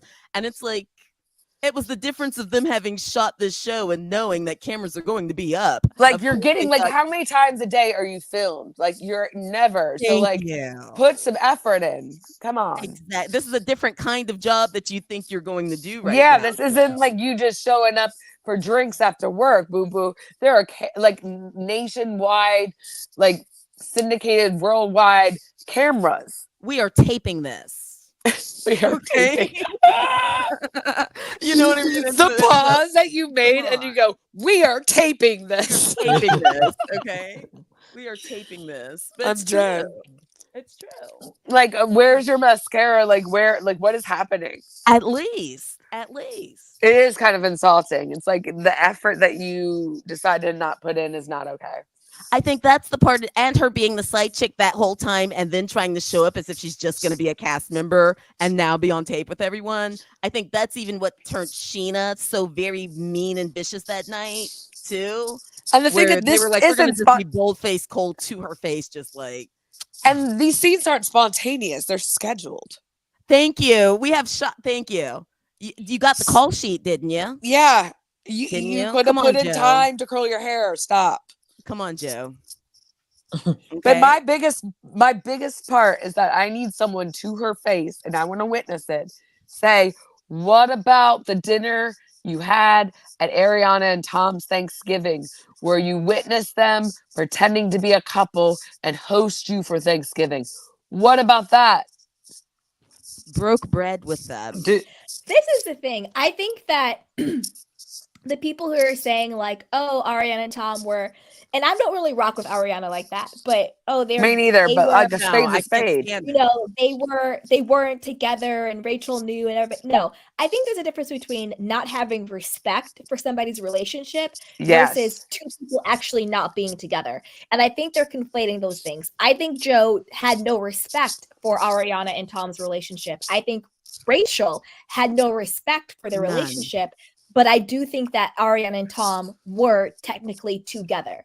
And they're conflating whether or not I respected it versus whether or not they were together. Yeah, these things aren't the same. You know what I mean? They're not the same. But they were together. They were together. You just because you didn't respect it doesn't mean that they weren't together. Exactly. And what I really want Katie to do, and Katie gets on my nerves as a person, but like I said, like I'm a straight shooter. If she was wrong, I'm gonna say it. It doesn't matter if I'm like personally annoyed by her or not, you know? But my thing is she should have looked Tom in her eye and said, I was in a crappy relationship and I had the balls to look him in the face and end it. And guess what? You want to talk about intertwining? We were actually married. So what's your excuse, sweetie? Bye-bye. Sweetie. Have you guys ever gone to have your hair done and really talked to the girl doing your hair about your relationship? My about everything that you're going through? like how many times was that like Katie with Joe? Do you know what I mean? She knows more about me than like anybody in the world. Me and my hairstylist. Okay. We get into it. And so Joe probably knew that though, and I think that probably is why she was even putting on a fake personality to be the perfect girl for Schwartz, because she heard about everything that Katie had complained to her about, you know what I mean? Like, not really her compiling information to make her character. Ooh. Yes, to be the perfect sniper. This is why I'm so much better for him than you. Ew, it's getting darker and darker. Joe, you've got some explaining to do. And also, Joe, it's like, again, you were sleeping with Tom Schwartz for a year and a half. He never claimed you. And then all of a sudden he gets with this girl, Sophia, and they're doing TikToks together. And it's his full girlfriend. Wow, like, full-blown wake up. And he's plugging everything she does. Yeah. Like, basically acting like he's the biggest fan. Yeah. She'll probably have Vanderpump next season. Yeah. Okay. She comes to this first shoot. Diamond what, diamond in the rough, you know, no hair, no makeup done, anything. Diamond in the rough. And then has the nerve to ask You are like Tom not Short letting to that his go. face, like, what are you ashamed of me? Well, I mean, I wish you had tried to, you know, do a little something. You could have done a little, you know, even And the lip thing gloss is, like, instead of rouge. do you trust hairstylists who don't have good hair? Yeah. That's I true. do. Yeah. A That's lot of true. hairstylists don't have good hair. Like a lot of makeup artists don't do their own don't do makeup. But That's she knew true. she was That's shooting that fine. I don't day, care so about there was that. no I just excuse need for to see that their day. portfolio. I need to see their Instagram. I need to see their Mhm. clients. Like I don't trust. It's not that Joe's hair is messy as a hairstylist, but Schwartz blonde hair. That where I'm like, okay, girl, you missed me. Because when Yeah, your that blonde hair, clients I look mean- crazy, that's a whole thing. But a lot of That was makeup artists, whack. That was wacko. you know, That looked deranged. it looked like Yeah, it was it like really payback. did. It kind of Like did you look used me deranged. for sex for a year and a half. No other woman will ever want you again. It was giving revenge for It was We'll sure. see giving how many revenge. singles events you're going to now. It's Yeah, like when your, let's it's like see when your that green boyfriend is like, bracelet. "Oh, dress me for the night out that you're not going," and you put Get him your in a green really bracelet bad now. outfit because you're like, "No, you're not going to be hot for other girls." No. Yeah, thanks. What? I don't know. I'm like weird though about hair. Like I don't trust. I feel like I've only trusted certain people, and I've trusted one lady that I didn't know that well, but she came highly recommended, and the other two were like my friends, and then, but then I've had like you never know. Like sometimes, like You gotta I be always careful. I like male hairstylists. They're like my favorite. Okay. Because they're Ma- never out to mess you up. Just out of, like, Women low key sort of pray for your spite or downfall, and they want to jealousy do or that something. chop and all that. And I'm like, Woo. no, I'm looking at the hair on the ground. If I see more than an inch, because I said an inch, and an inch doesn't mean two, and I'm looking at you, Mm-hmm. and my hand can easily grab those scissors too, sweetie. I'm just kidding. So not to justify them being so very mean girl to her, because even Sheena, it's like, what if someone does your daughter like this and is mean girl rude to your daughter? Yeah, like Gina. one day? I just said Gina. Sheena, don't grab anyone's hat or head. Like that's weird. Come on, whoa. That Even was Brock too was much. trying to check her that night. Like, okay. I mean, Brock trying to check someone is questionable in the first place. Because Sheena's always wanted to be the mean girl. But she doesn't have. She's not like. Not that like it's a great thing, but to be a mean girl, you kind of have to have it. It's like you kind of have to be the star of the show to begin with to even have the power to be a mean girl. And she never had it, and she's always been kind of resentful. So like any opportunity, if you notice, like she kind of will like, what's it called when you like. When the lower classmen and you kind of like tease them or put them through it. What's it called? Why I can't think of the word. Oh my gosh, like hazing. Yeah, she'll try to like haze. Remember how she was with she kind of was that with Allie, and gosh, her voice just really gets into like Valley Girl, doesn't it? When she does that. Hi, well, I just want to. That's the thing with. Like, I don't mind. Actually, I do mind. I'm sorry. But, like, it will always come down to Sheena's voice. And it's, what's it called? Like, the draw. Vocal fry? Vocal fry. Sheena's vocal fry is, like, borderline unbearable for me personally. It's horrible. It is horrible. It's like nails on a chalkboard. And I can't stand when she, like, says, like, things like y'all and stuff. I'm like, boo-boo, you're from, like, Southern California. You need to chill. Everyone knows you are a Valley Girl to the max. Just own it, but like I'm not gonna pretend to like it. She's always wanted for them to like her, but they never will because she started off stealing Brandy Glanville's husband to kick the show off, and that never sat well, I think, morally or ethically, especially with Katie. Do you know what I mean? She always saw her as like Sheena, the other woman, because she's always been like the extra thirsty. Because she's always been like in every music video. Bragging about John Mayer, like doing the most at all times. I mean, well, yeah. Did you see? Did you see that it was announced that Katie and Ariana's sandwich shop has got an official opening date? Don't lie to me. I can't. I'm not even hungry anymore. It was I don't want a announced sandwich anymore. It was I don't want announced an hour potato salad. ago, but May I want off of that 22nd. group chat. Like. I'll believe it when I see it. The business is gonna last. I don't think the business is even gonna last that long. I can just see them like having a disagreement within a month. I could see that Katie's family owned a sandwich shop back in the day, so they probably already knew people on like how to get a boar's head route.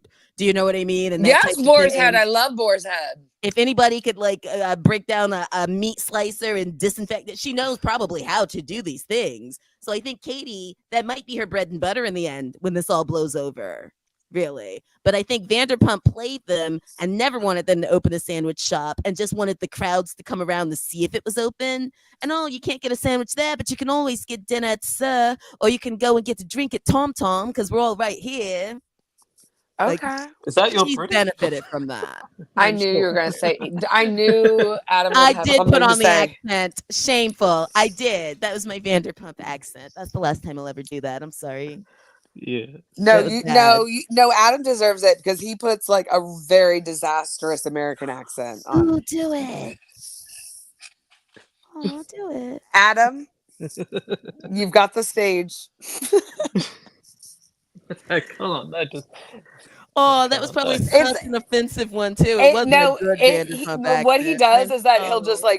he'll just randomly repeat what you say, and but it'll just be like one word, and you'll be like, "Wait, what was that? Did you just?" Adam What, will are you just be like, mocking me? Oh no. like I'll be like, and by the way, and you'll all of a sudden I'll like be like 4 sentences away from that, and you'll just hear him go, and by the way, like he's like it's like that. All right, you guys. I'm hungry now. I knew you were gonna say that because you were like, let's wrap it up. I know. It was So that let's bad. everybody I ruined it. do their final sound off. We'll start with SJ, then Natasha, then Adam, then Dream Pro.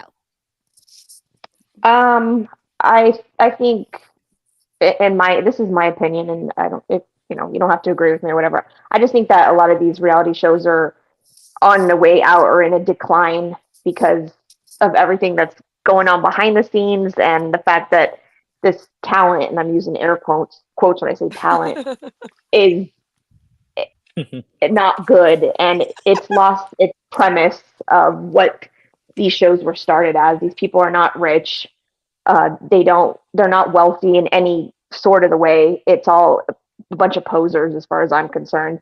And then with Andy Cohen and his stuff, I just think that it's on the way out, and I am not interested in a lot of these shows anymore. Me neither. I agree. Well said. Natasha Boo Boo. Okay, I'm probably just gonna piggyback. Honestly, like I'm over a lot of these shows. I'm actually over most. I don't even know if maybe I think I'll still watch. Maybe I'll give Salt Lake another. But other than that, I'm really over the Real Housewives. They aren't doing it for me anymore. It's tired. And they keep trying to like throw in these like wackadoodle people, hoping it would like help, and it's just like weirder and weirder. And yeah, I'm kind of, I don't know, I forget what else. I'm just tired and hungry too, to be honest. You heard what I said. Me too. And on that note, you guys, if Bravo continues to be a hot mess, what do you want us to talk about? What do you want us to cover? Do you want me to do true crime, pop culture, self-love? Think on it. Email me, DM me. Let me know what you guys want me to cover. If not, Bravo. Now go, Adam, boss man. Your turn. Okay, well, I kind of second that these shows aren't giving what they used to give, and as you said, there's only so much that kind of these tales can kind of be extended. With Beverly Hills heading into season 14, I mean, what I don't know what kind of we're gonna see. The show kind of is in shambles, as you said, with Ding Dong. It's always all over the place. No story straight there with her crookish husband. But right now, what's kind of just been entertaining me is just been Vanderpump Villa, and I will give the Valley a go. But and watch Grand Cayman. But and the other one you said I should check out is Martha's Vineyard.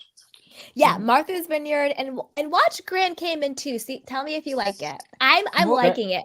I don't know if I want to cover it, but I want to talk. I don't know. Wait, time out, Adam. You know what you just said remind me of? The America's Next Top Model, when they had to pretend to be British and they were acting. And when she goes, if you want to go, then go. Sorry, that's all I got. Everybody's hungry and tired. but we should definitely cover Vanderpump Villa. I mean, I have a final say, and you guys are gonna let me live down that whole the British accent spilled out one day. You're gonna let me live it down, okay? And it'll never happen again, you guys. I thought I found my people. I thought. You are get it off of my chest though, because I was activated about so much of this, and so I'm just glad to have let it all out. Good. And now I'm gonna go find this Cayman Island show, binge watch up until this most recent, where they are now. Uh-huh. Yeah. And I think that reality TV, they'll go back to it being fresh and new, because season 1 and season 2 is always the best, and then it doesn't get gut until you can look back and see things in retrospect. 10, 12 years down the line, you can say, oh my gosh, I was there when it all started and this is what happened. Do you know what I mean? And so totally, I agree. For Adam, sure. did you want to finish your sound off, sweetheart? Yes. Sorry, I cut you off. I did too. I'm sorry. It's okay. No hard feelings. Thank you, sweetie. But I'm just kidding. But yes, I would definitely. I started episode 5, but I just had such a crazy day today that I couldn't finish it. So I watched episode 5, and I just checked episode 6 hasn't arrived yet, but Vanderpump Villa, it has. I watched it. It's always delayed. It was early this morning too. Because we don't have Hulu That's over right. here. It's all on Disney Plus. That's right. But I don't know. But the other shows are very questionable, and I feel that Valley show it will be better than what was kind of sold to me, because you seem to like it, and I do take the word that these couples seem to be a hot mess. But if you had to vote between the Valley and Martha's Vineyard for me to check out first, which one would you pick? I think for you, the Valley. Okay, I'll check that one out first. Because I think you'll connect with the Valley more, just because you have more of a history with the people. But I do think Martha Vineyard is something worth checking out if you want something fresh and new that you don't have a history with.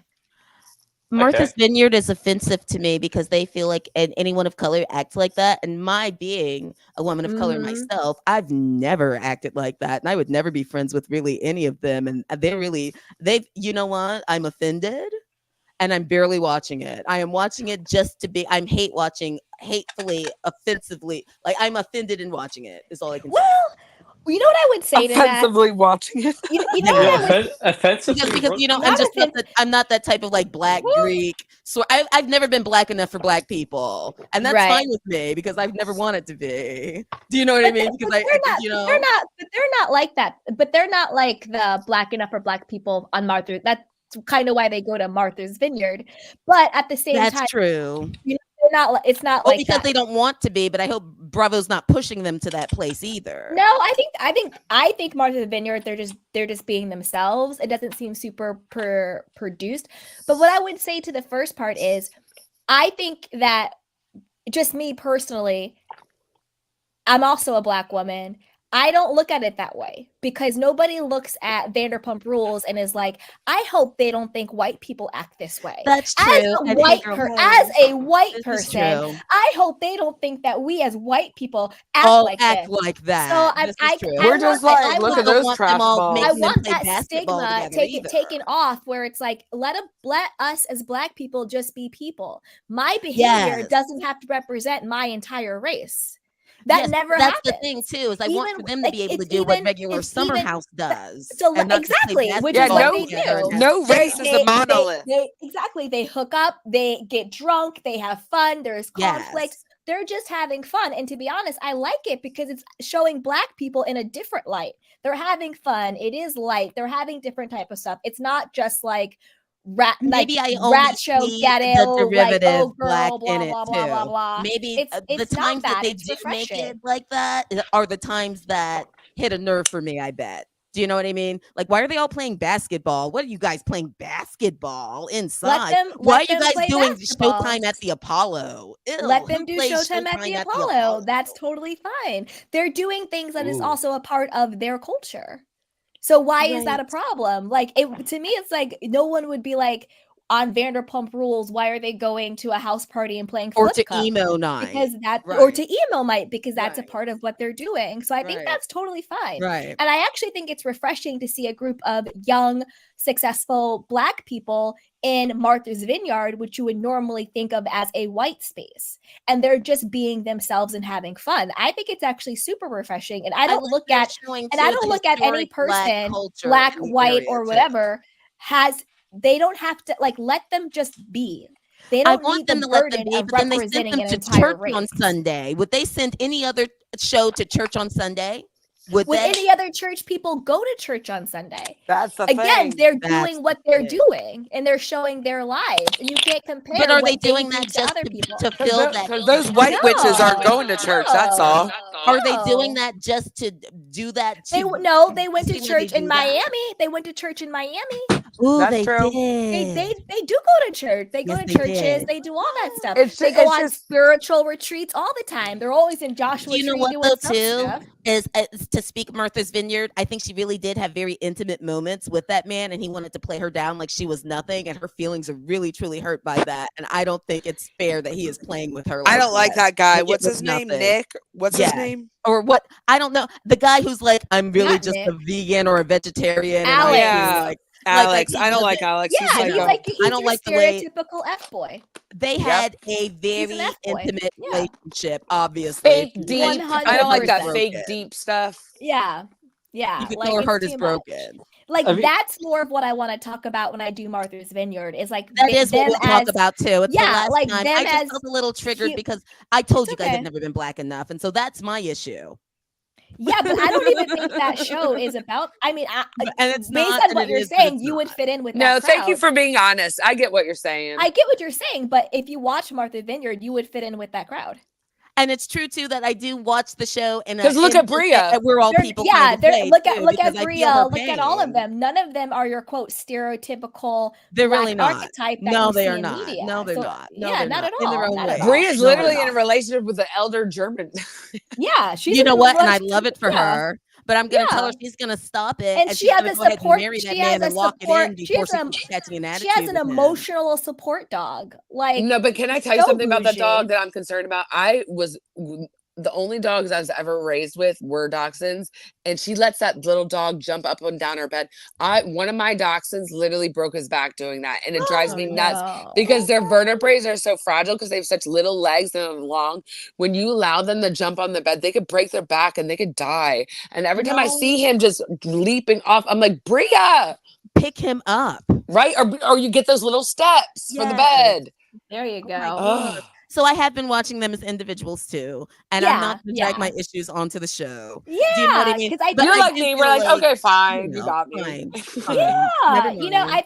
I think it's time to let Black people be humans. I hope so, because I've Let's always take- just tried to be let's human. let's take the You know what I pressure off mean? of us to have to always represent. Like, no, Thank because nobody you. else has to do that. Nobody, you know what I No. mean? Nobody else has to think, oh, my actions are going to represent my entire race. I hope Yeah, that's not. crazy. It's even Nobody how- should it's have to even do how that though. Like Bravo- if you're like- gay, like, you look should have at- to represent right. all gay. You know, Right, one and look should at how blankly Bravo represent even anything. right, and look at how Bravo even approaches violence. When the Black girls fight on Bravo, we don't condone violence, and then it's this whole conversation. As Yes. Black women, we don't want to represent ourselves, but when the white people are violent as hell, there's no Thank you. conversation about that. When the white boys are fighting on Southern charm. There's no Yes. conversation about, No does conversation. Austin and JT represent how violent white men are? Because Right, they're when Jax drunk in a rips his shirt bar, off in the parking headbutting lot each to go and other. beat- When right, Jax was about to go beat up that guy, Thank you. when When he threw off Stassi his smacked- chunky knit sweater. Yeah. Exactly. When Stassi backhanded Kristen, there was no conversation That about was crazy. When do they what's her name's represent daughter how ran Danielle's violent white stop women down are. in the parking There's- lot and tried to they're rip her not worried hair out. about Right. representing their entire race, which is correct. Which is correct. Which The is the way, same yeah, way because we're all Black just human people beings should at the not end be of the day. having worried about if we actually have a human moment, because everybody's violent, Black, white, purple, whatever you want to call I it. do want for them though to We're all remind one violent. of that constantly and to stop doing we're playing Night at the Apollo. But that's just me. I think it's okay if that is their how they grew up, what they were watching. That's I don't think it's any true. problem I with just got the representing your from culture. them that they never If did that is that. if It that felt is your awkward. culture. It What felt did you say? awkward to me. But yeah, Yeah. her feelings are hurt because she gave that man so much booty, apparently. You know? I mean, the way Yeah. she, and I was like, oh, dang. He made her feel special, and then she realized that it was all fake. And it was her fault. Yes. I don't like No, that. I have a hot take on that, but I'll save it for when we do the recap because I disagree with that. I have a completely hot take on Alex and Summer. What I think really happened with them, I have a completely hot take on that, but I'm going to save it for the review because I'm going to go eat now. Mwah. I love you Fine. guys. Bye. Bye-bye. Much love. Bye. Bye. Bye. Bye. Thank you so much to my beautiful, amazing panel. Thank you, SJ. Thank you, Mel NYC Reviews. Thank you, Natasha. Thank you, Adam. Thank you, Dream Pro Studio. I think that was everybody who came up today. Thank you, thank you, thank you, thank you. As always, thank you to the chatbot. Thank you, Janet. Thank you, Miss T, my mod, for holding me down. Thank you, Tay for being a channel member. I appreciate you. And yeah, everybody, thank you so much. Hey, EHC Bunny. Hi, Irene. Hi, everybody. Hey, Barbara, what is up? All right, you guys, as always, take care of yourself and each other. I love you. Be sure to like, subscribe, and share, and hit the notification bell so you don't miss it when we go live. I'll talk to you guys next time. Bye.